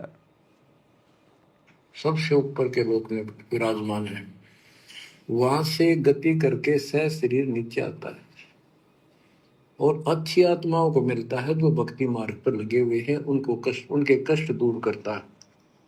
अपने मुख कमल से वाणी बोलकर सच्चा ज्ञान बताता है। तो बताओ, आज अपने मुख कमल से वाणी बोल के सच्चा ज्ञान कौन सुना रहा भाई? सतगुरु रामपाल जी। और वेदों में क्या लिखा है? वो परमात्मा अपने मुख कमल से वाणी बोल के सच्चा ज्ञान सुनाता है। तो आज हमें झूठा ज्ञान दिया जा रहा है क्या? गुरुजी मुख कमल से बोल के नहीं सुना रहे क्या? तो कौन हुए फिर गुरुजी? कौन है फिर तत्वदर्शी संत? कौन होता फिर सतगुरु? साहिब कहो सतगुरु कहो, एक ही बात है। तो स्वयं कबीर भगवान हमारे गुरुदेव के रूप में धरती पे प्रकट हैं, और हमने इनको परमात्मा मान लेना चाहिए। यही चाहते हैं गुरुजी,